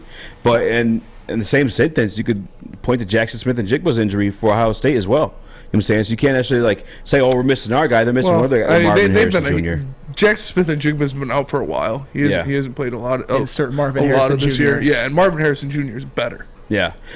If they're going to beat Ohio State, they absolutely 110% need Blake Corum. Just because of the situation we saw, or listened to, I should say, because we were driving. I was watching, you were driving. Against Illinois, at home, struggling to score. Now, I didn't know they were missing an offensive lineman, Sam's, which I appreciate you informing us on that. And I don't know how much of you said that's one of the better ones they have, or yeah, but like you should be able to withstand that and play better than they did. Same with the Lions Illinois. do every week. Sure. Yeah, they need Corum healthy. If Corum's not healthy, this may be too soon to say, they're not winning that game. Yes, I not agree. at Ohio State. Yeah, if Corum insane. isn't 100%, I don't think they win that game. I didn't think they won it at the beginning of the year with a healthy Corum, but we'll see. They can. Run game travels, physicality travels. I'm not counting them out, but if Corum or Mike Morris or a combination of the two don't play, probably not going to win. As a Michigan State fan, I want them to win still for the network. Numbers do well. Michigan wins, numbers do well. Yeah, but that'll do it for today. I appreciate everyone rocking with us. Huge numbers in that Woodward Sports chat. For the man to my left, the one, the only Sam Flannel. We got Chris Platty on the ones and twos. JB Smooth in the booth. Easy holding it down in the Maz chair. I am Spencer Raxter. We are the Woodward Heavyweights. You know where to catch us. That's woodwardsports.com. You know when we are. That's 5 to 7 Monday through Friday. So make sure you come rock with us tomorrow. Lions game on Thursday. It's going to be hype. We'll catch y'all later. Peace.